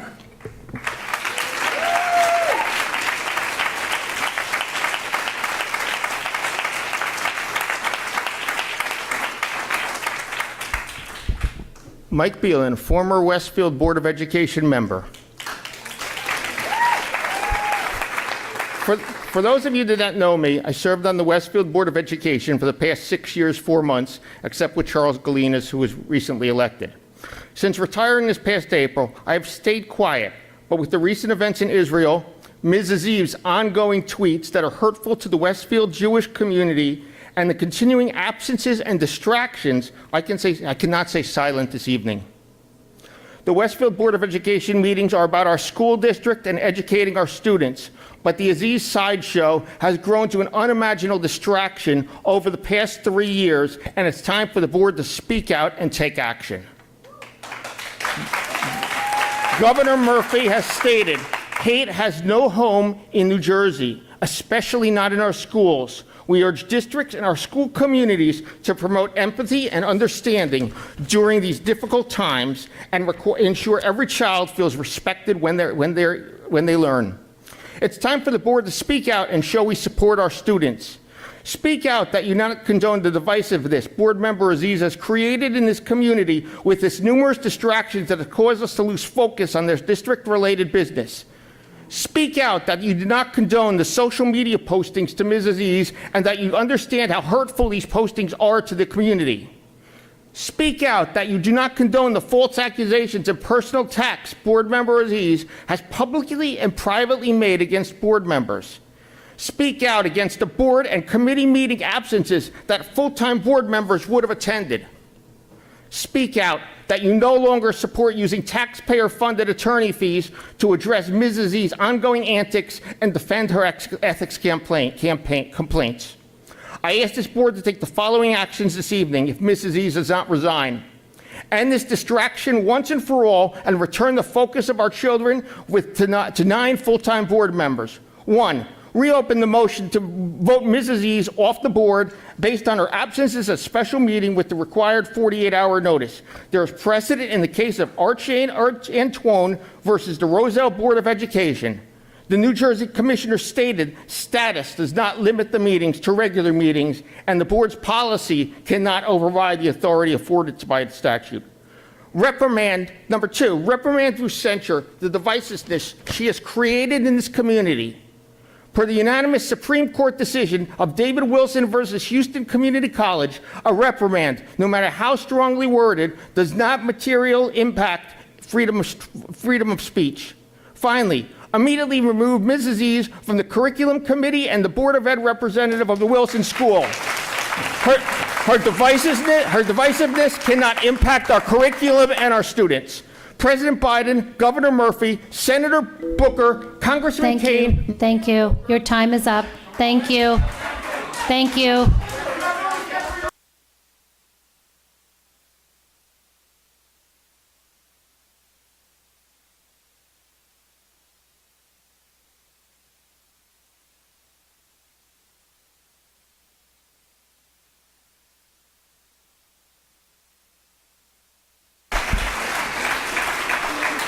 At this time, I'm going to close public session, and I'd like to make a motion to adjourn the meeting.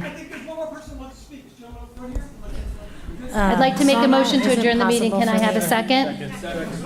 All in favor?